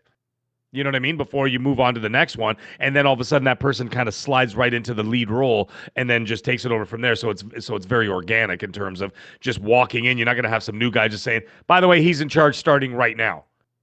Right. And then they don't know how to communicate with the people who are already there. They don't know the work culture and the environment and everything else. At least this is climatizing him to that role. So I could see that would make the, absolute sense. I don't think there's any kind of like conspiracy behind all this, like the game is not good or this and that or whatever. I'm not saying any of those things at all. I was just curious as to why they were bringing someone in that late, but that's the only explanation I can think of. So I don't think it's a big deal. Malik, calm yourself. So I just think that's exactly what it is at the end of the day. Yeah, my concern being that they want to release Tomb Raider before Perfect Dark. They think that's the timeline. Obviously, they would know. So are we seeing a Tomb Raider game holiday a year from now? Maybe. I don't think so. Think so. Or is Perfect Dark or is Perfect Dark and Tomb Raider another year out from that? Like the next Tomb Raider is 2026 and then Perfect Dark's 2027. I think easily 2026 into 2027. You're absolutely right. Yeah. I don't know.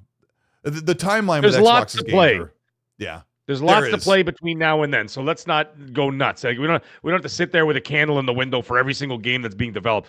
Don't even think about them. Just walk away from them and just play what's in front of you. There's lots of stuff going on right now on every console. Yeah, and I mean it has been difficult because there are a lot of games. Timmy, there are a lot of games to play. The video game industry is in major turmoil. We could have sat here and talked about Concord, where they absolutely made zero money. They lost so much money on that. And that was on the topic list, but it seems like we were talking about Concord's failure every other week. Studio closures, layoffs, it's been horrible. But Mag's like, there's so many games coming. And we really want to try and focus on that because... And there's a lot of games that came out this year. They're just, if you broaden your horizons beyond this, you will find all that stuff out there. Even on Nintendo. I'm not a Nintendo fan.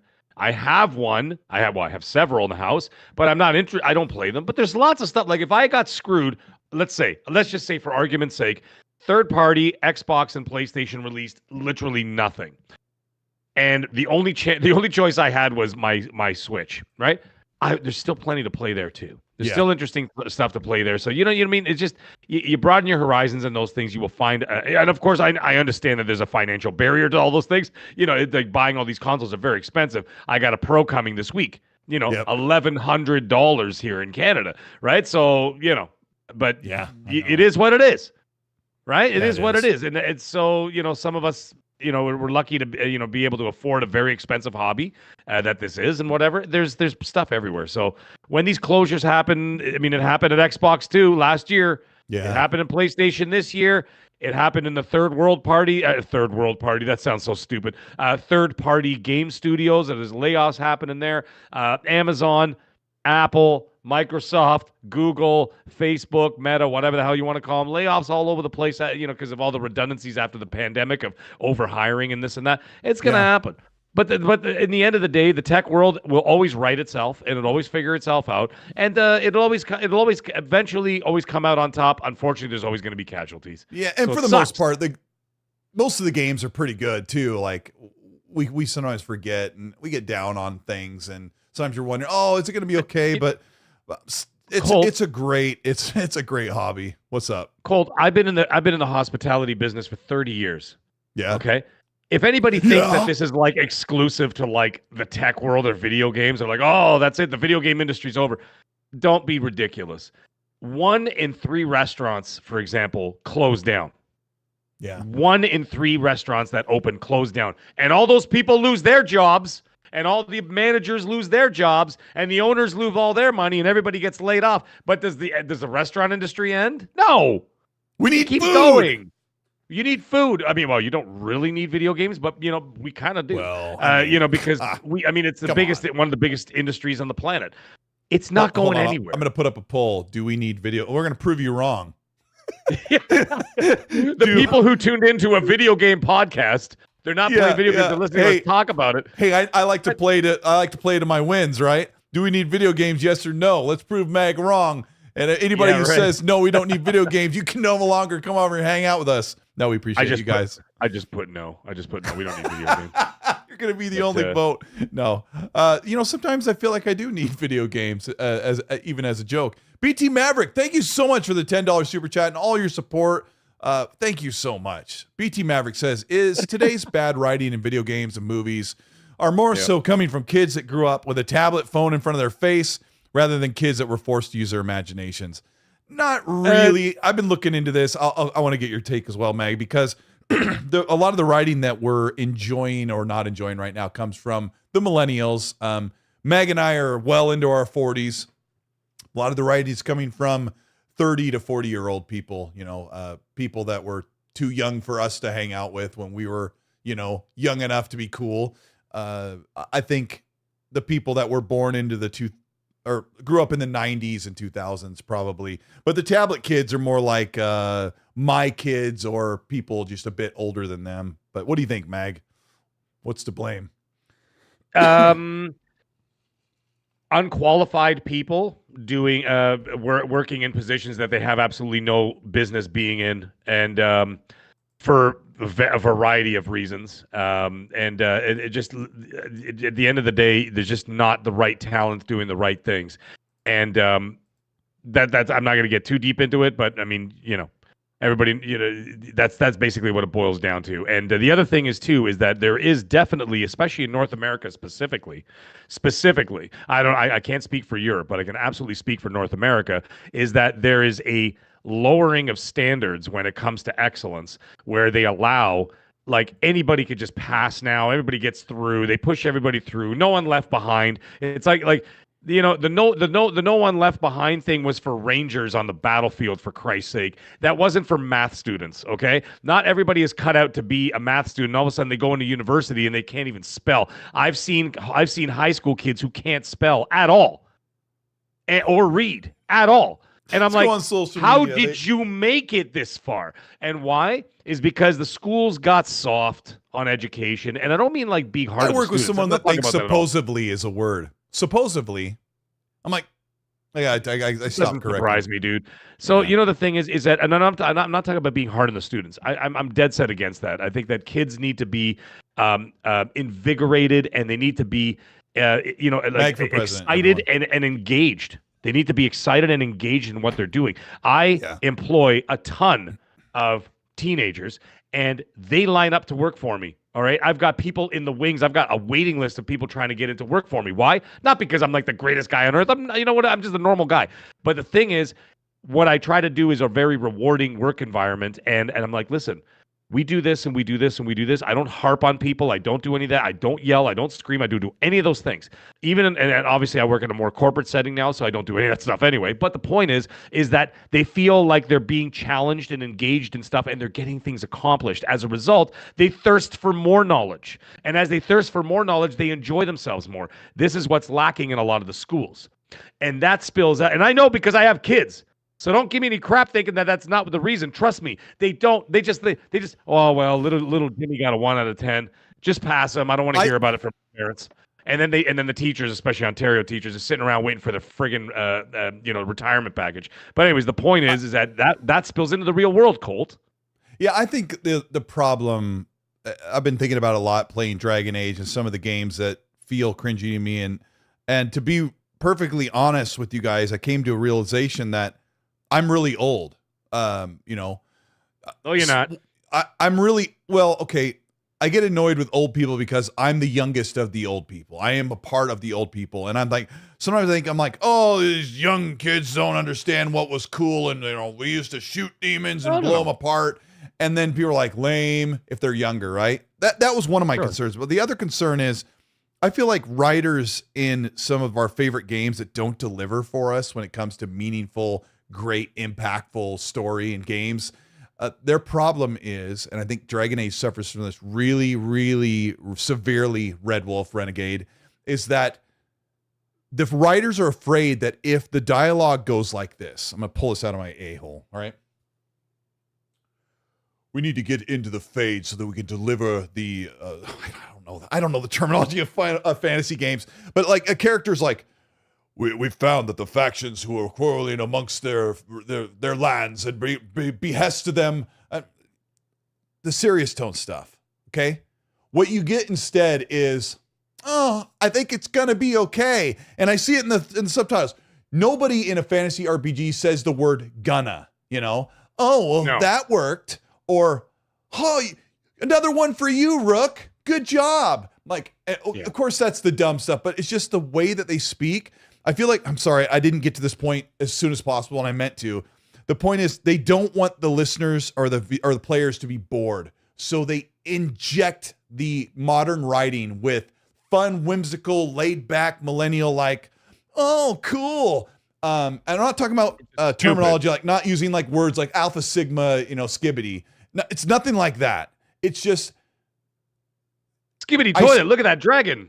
I suffer from it on the podcast where I don't want you guys to be bored. I want you to be here and have a good time. And so I try not to get super technical or super professional because I'm afraid that you guys will be like, oh my gosh, this guy is so boring or this show is so boring. And so sometimes you're like, and then it's gonna be like, oh, pow, right to the face, right? I feel like that's what the writers are doing in games like Dragon Age Veilguard. Like, we want to keep it upbeat. We want to keep it funny. We want to keep it quirky. We want to keep it interesting because they're going to get bored. I'm like, you already have fantastic combat. You could come in and go, pick 3, my lord. Come on, my liege. And with that fantastic combat, the game would be great. When you play Mass Effect 1, I'm sorry, I'm rambling. I apologize. Mass Effect 1 is so lore heavy, so vernacular heavy with sci-fi, so nerdy, and I love it. Because it's everything is well written, everything's impactful. When these characters talk in some of these modern games, I'm like, shut up. You know what it does too? It ages the product. Oh, and what I mean by that, Malik, you're a real treasure tonight, by the way. Don't worry, I got something special for you. What it does is that you age the product. And what happens is it doesn't stand the test of time after that, because what you've done is when you create what they like to call for the modern audience, is that you're actually just aging, you're dating the product so that by 2 years from now, it means nothing to anybody. And it feels really aged and old, yeah. That's what I'm saying. And what ends up happening, it's like when you watch those movies like like the farce movies that they used to have back in the day, like Scary Movie, and then they had Epic Movie, and then they had whatever, superhero movie. Remember those, like the spoof movies? If you 1 year out from those movies, they made no sense to people because they're like, what movie are they making fun of? Like, it's like they're making fun of a small period of time. And what happens is when you make something for a quote unquote modern audience, you are literally pulling out a 3-month, and you know how fast the media moves and this and stuff these days, right? You're basically pulling out a 3-month thread of time, and you're trying to put it in there so that 2 years from now, if I try to pick up Dragon Age Veilguard and they're talking about this, that, and the other, and I'm going, what are they even talking about? I don't even understand them. I don't understand the references. I don't get this. I don't get that. And because you're dating a product, you look like a movie. For example, if you look at a movie like the Lord of the Rings trilogy that came out 20 years ago, you watch them right now, they look like they came out today. They do. They feel and then like 20 years from now, and they feel like it, and they sound like it. And why do you think 500 years later people still listen? People still watch and read Shakespeare? Why do people still go to operas? Why do people watch 100-year-old movies? I mean, I don't want Shakespeare-esque stuff in games. No. That's not what I'm saying. Like Red Dead Redemption 2, I hang on every word because the writer is obviously super talented. You are pulling out the period of time. You're pulling out the period of time of something that's representing that period of time, Colt. So when you get the Red Dead Redemption, look at what Gray Monad wrote.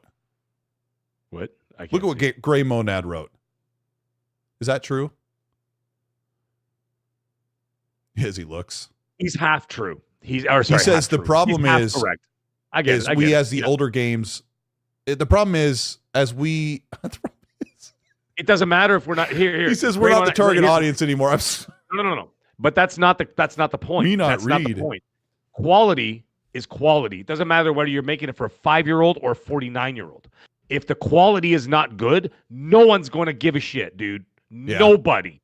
And that's why everything is failing. Why do you think Disney is failing? Kids are not watching Pixar anymore. They're not doing it. They're not getting involved in it because what are they doing? They're going backwards. No, the Pixar stuff's doing great. It's the other stuff, the other IPs that are not doing great. But. Inside Out is doing fantastic. That did really well. But you know what a lot of people are doing? You see the trend that happened over the last couple of years when the quality is so bad that people are going, what are the number one shows on Netflix? Friends! Are you kidding me? Yeah. Friends was the number one show on Netflix for almost 2 years. Why? Because there's nothing new that people are gravitating towards because the quality's not there. And it's spilled into the gaming industry. Come on. That's how I feel about it. I would say Murders in the Building is amazing. I don't want to talk about TV more in a second, but that's also written by some veteran, fantastic people. And I'm not saying everything new is bad, dude. I'm not saying everything, but he brought up a question, and the question I'm trying to answer the question as to why there seems to be a lack of quality is because there's a lack of quality control. And that's what it boils down to. And that comes from the upbringing of children, that comes to the schooling of children, that comes up to the lack of discipline and organization of children, and then that spills into the professional world when they become 18 to 20 years old and above. And then you know what I mean? And that's why we get the shoddy product that we get now. We can actually, at the end of the day, we can only blame ourselves.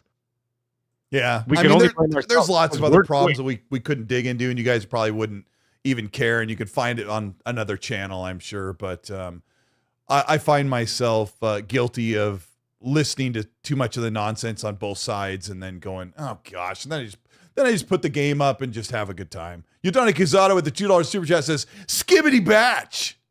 Yeah. Referring to D-Batch. And D-Batch has been fiercely fighting the good fight about the PS5 Pro. Now, D-Batch is famous, as well as I am, for being excited about Xbox's power with the Series X and One X and stuff like that. And some of it didn't pan out horribly.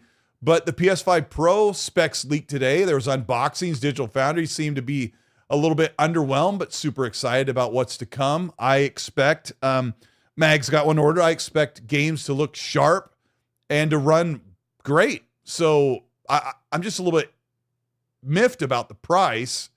But here's a kicker. The PS5 Pro is 1.4 times more powerful than the Series X, but it's also 1.4 times more money. So if you want to talk about the ripoffs, like I've said on videos or on my thumbnail, like PS5 Pro is too much money. If you look at it that way, the PS5 Pro is as much money as it is more powerful than the Series X. Now, if you look at the PS5 base, Mag, it's like 1.8 times more. I didn't do the math. That's just off of from my guesstimation. So yeah, it's like you're getting 1.8 times more power for 1.4 times more money. So, and you're getting extra storage, right? So it's like, if you want to pay for that, if that's a good idea and you play a lot of games on your PS5, like Mag, or like anybody else who likes to play games on PS5, I would recommend getting a PS5. And that's changed over since the reveal. You know, like a couple days after reveal, I kind of got some course correction personally on my own. And then if Xbox had a $700 Series X Pro, Mag, I would have one. I would buy one because I play a ton of games there. So you've got this thing coming Thursday? Yes. Yeah. No, Friday. Friday. So what are you expecting? There's 50 enhanced games, which is apparently pretty good. There's 80. They said it was 80? 50 that they had announced, but they had 80 that there was 30 that they were still like. Okay, so that's in line with the Scorpio. The Scorpio had 100 enhanced games at launch. Looks like PS5 Pro is going to have about the same level of support. And then, of course, new games coming out in the future, like in 2025 and beyond. Obviously, they don't have to say, "Oh, these are going to be enhanced for whatever." We're already going to know that. And of course, the big question on everybody's mind is how is Grand Theft Auto 6 going to run on it? Presuming that it comes out 2025. I'm interested. I want to play Stellar Blade on there. Yeah. I heard. Now, don't quote me on this. But I did hear that there's a possibility. Well, they have Resident Evil 4 and Resident Evil Village listed. But I heard that all the Resident Evil remakes are going to be in there working at could be 4K 120. Now I don't have a PC. I'm not a PC gamer. I never have been. I'm not interested in it. And I've said it before that PS5 Pro is going to be my PC for now. Right. Sure. And then if Xbox release something more powerful later on, I'll get that. That'll be my new PC, whatever. Right. And then the PS6 comes out. That's going to be my new PC, on and on and on and on and on. So that's the way I'm looking at it. So like now I'm going to play some of those games that I'm going to go back and play. And I would love to see with a Resident Evil. I'm sure the PC guys are already doing it now, but I'm not.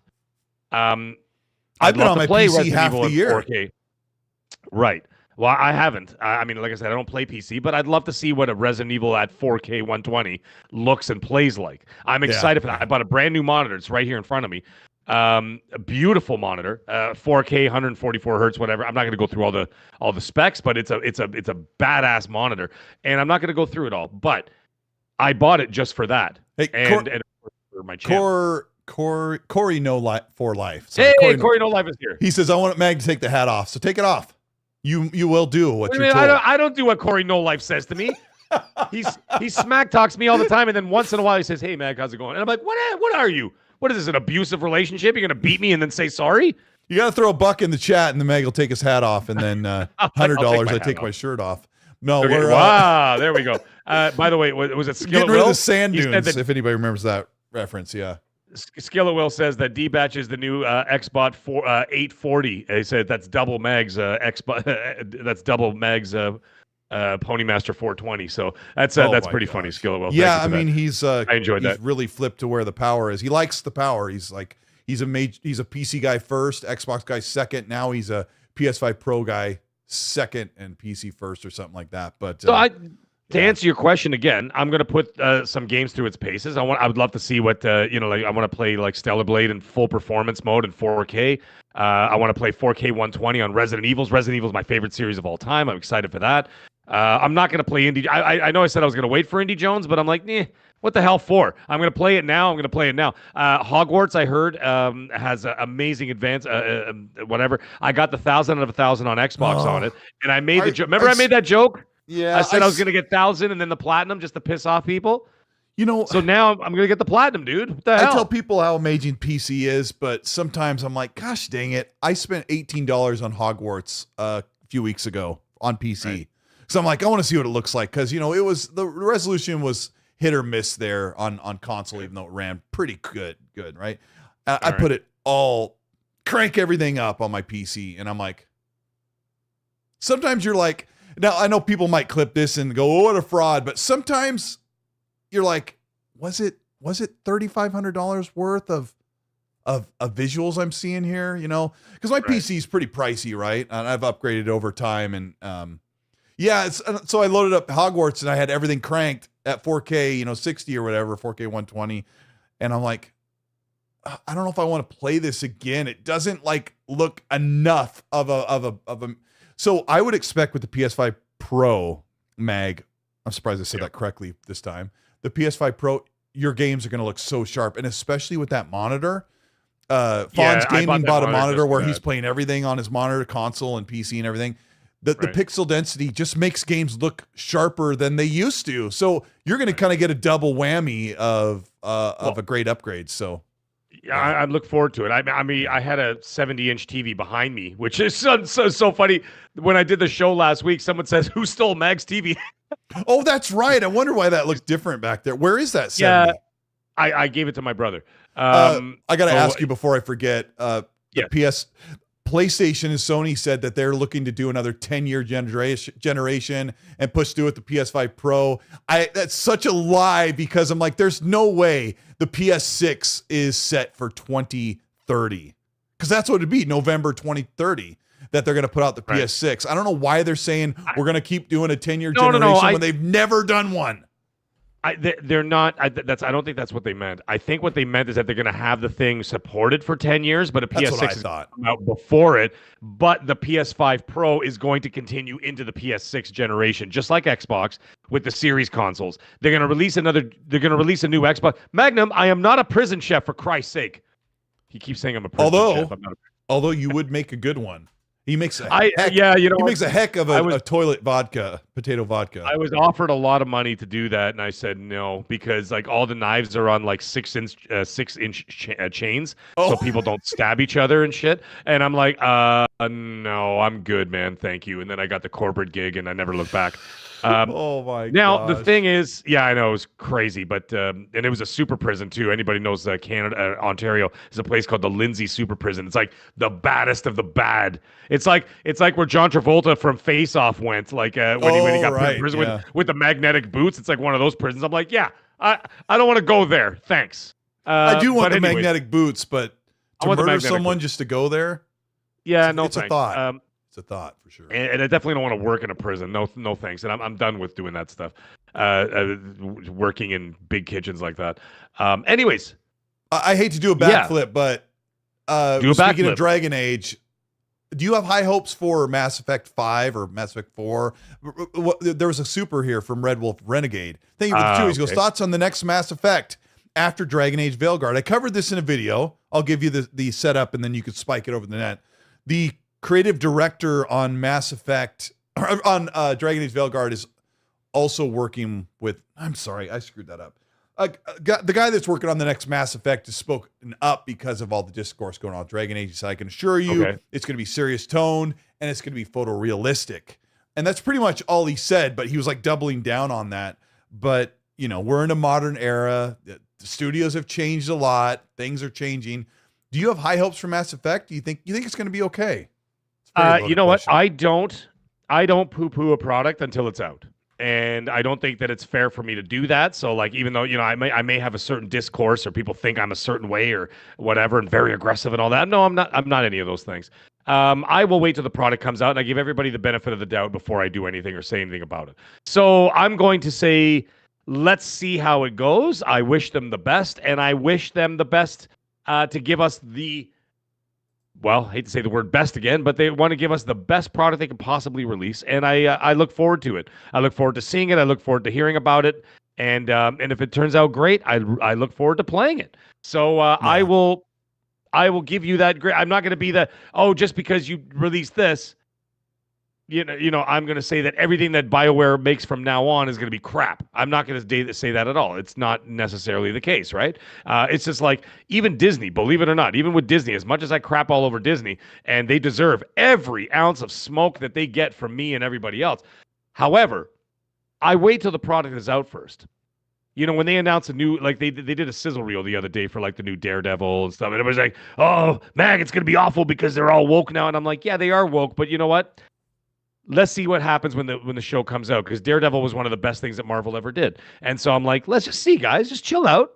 We'll sit down and watch. A ticking time bomb on choices they're making for big franchises, because I think they've watched the apex of how much money they can make, and then they make so much more. You know, there's a million Star Wars and Marvel shows now, and some do great, some do really horrible, and it's pretty obvious why they do great and why they don't. We know why, and everybody knows why. I think it's going to take a while to turn the ship. So, yeah, because they've already produced so much stuff that even video games, for example, try and change a video game now. When a video game takes 5 years to make, 6 years to make sometimes, right? And they're like, oh crap, what are they going to do? Asking like, what can they change on what are they going to do? Indiana Jones and the Great Circle to make it a little bit more like what I want? Nothing at this point. The game is like done, right? Or almost done. Border Jams. Done. Thank you for the $10 super chat. I was just hanging out with your boy, Mr. 5150, last night, and he says, "For los Dios Muertos, Mag sent me a cheat code for Grand Theft Auto Vice City to unleash morbidly obese dancers for unlimited health. Bless you, Mag. Colt, need to have you on the show soon. Hugs." Yes, you guys are great. Border Jams, you rock, dude. Yeah, I appreciate you so much. RDX Son of Fett, thank you so much for the $2.79. Says, "I live in Canada and I'm afraid of Trump winning. I don't. Who cares? Hey, RDX Son of Fett, let me tell you something. I saw you send this almost a very similar super chat on the Xbox 2 show today. Dude, don't worry about it, man. Don't worry about it. Be all right. I was talking to my dad, and my dad goes, "Who are you voting for?" I go, "Dad, I'm not telling you. I'm not telling you. And I don't want to have an argument with you." He goes, "Oh, I know you're voting this," and I'm like, "Dad, stop." And then I said, "Come on." I put my arm around him. I'm like, "Do you really think that they're going to make all the decisions? Come on. We know that Phil Spencer runs the entire world domination of everything." Or no, Satya Nadella. Maybe it's him now, but we appreciate don't worry you guys. about it, dude. You'll be all right, don't worry man. about it. America will still be here next year. Unless, no. unless I invade. If I invade, forget it. And But, you like, are I mean, invading. then, You're, then you're, you're where are you done. heading into? Where, I'm you just said going to be you're in going to upstate. America. No, I'm going to be in upstate New York for 4 days. But yeah, no, I'm not diving that deep into the U.S. This time around. I mean, I was in the southern U.S. Earlier last month, and then I went up there. I was in upstate New York And you again. almost No, I died. was in New York, and then yeah, now I'm going to be in upstate for about another 4 days. I got some other business to attend to. So Yeah. so But yeah. we appreciate you guys. The news has been dicey, and it's been like this for months, where the dominating news headlines are everything's doomed. These people are gone. You shouldn't like this. And we are enjoying the hobby. We appreciate you for being here, and check out the show after the fact. If you're here, hit the like button. I didn't even ask you to do that, but some of you did. I appreciate you. Crap. Well, here's what I'm going to do.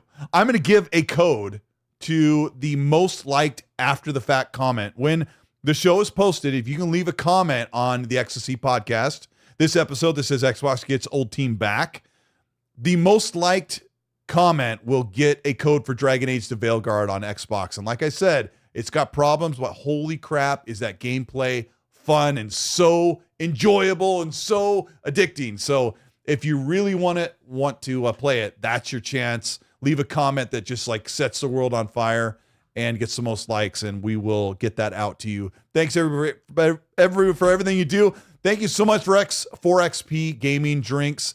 Here, 4XP, baby. It's still not in my. It's in the description. Send another link through. I'm gonna Joe send Donnie, I another know link. you got Hang it in there. Get in there. Joe Dunmore, by the way, just so you know, I didn't tell you, but I know you live in upstate New York. I'm actually staying at your house for 4 days. So, yeah.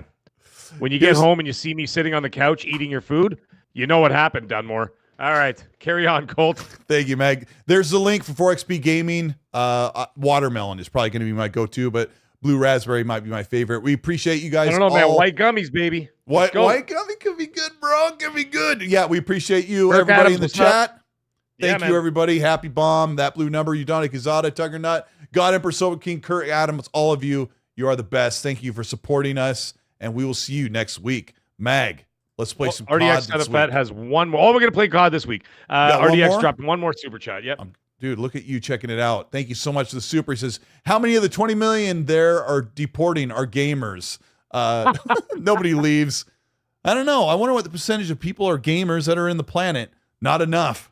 That's for sure. Not enough. We've got to get some more in there. We need more complaining. Yeah. Thank you, guys. The world needs more. I really wanted to show you my footage for Dragon Age, but it didn't work out, and maybe another time, but it really is. It's a fun piece of crap. Love it. We're going to get out of here. Meg, thanks for a good week. I'll see you soon. Bye. Yeah, man. Bye-bye. Thank you. Bye-bye. Thank you. Thank you for coming. Thank you.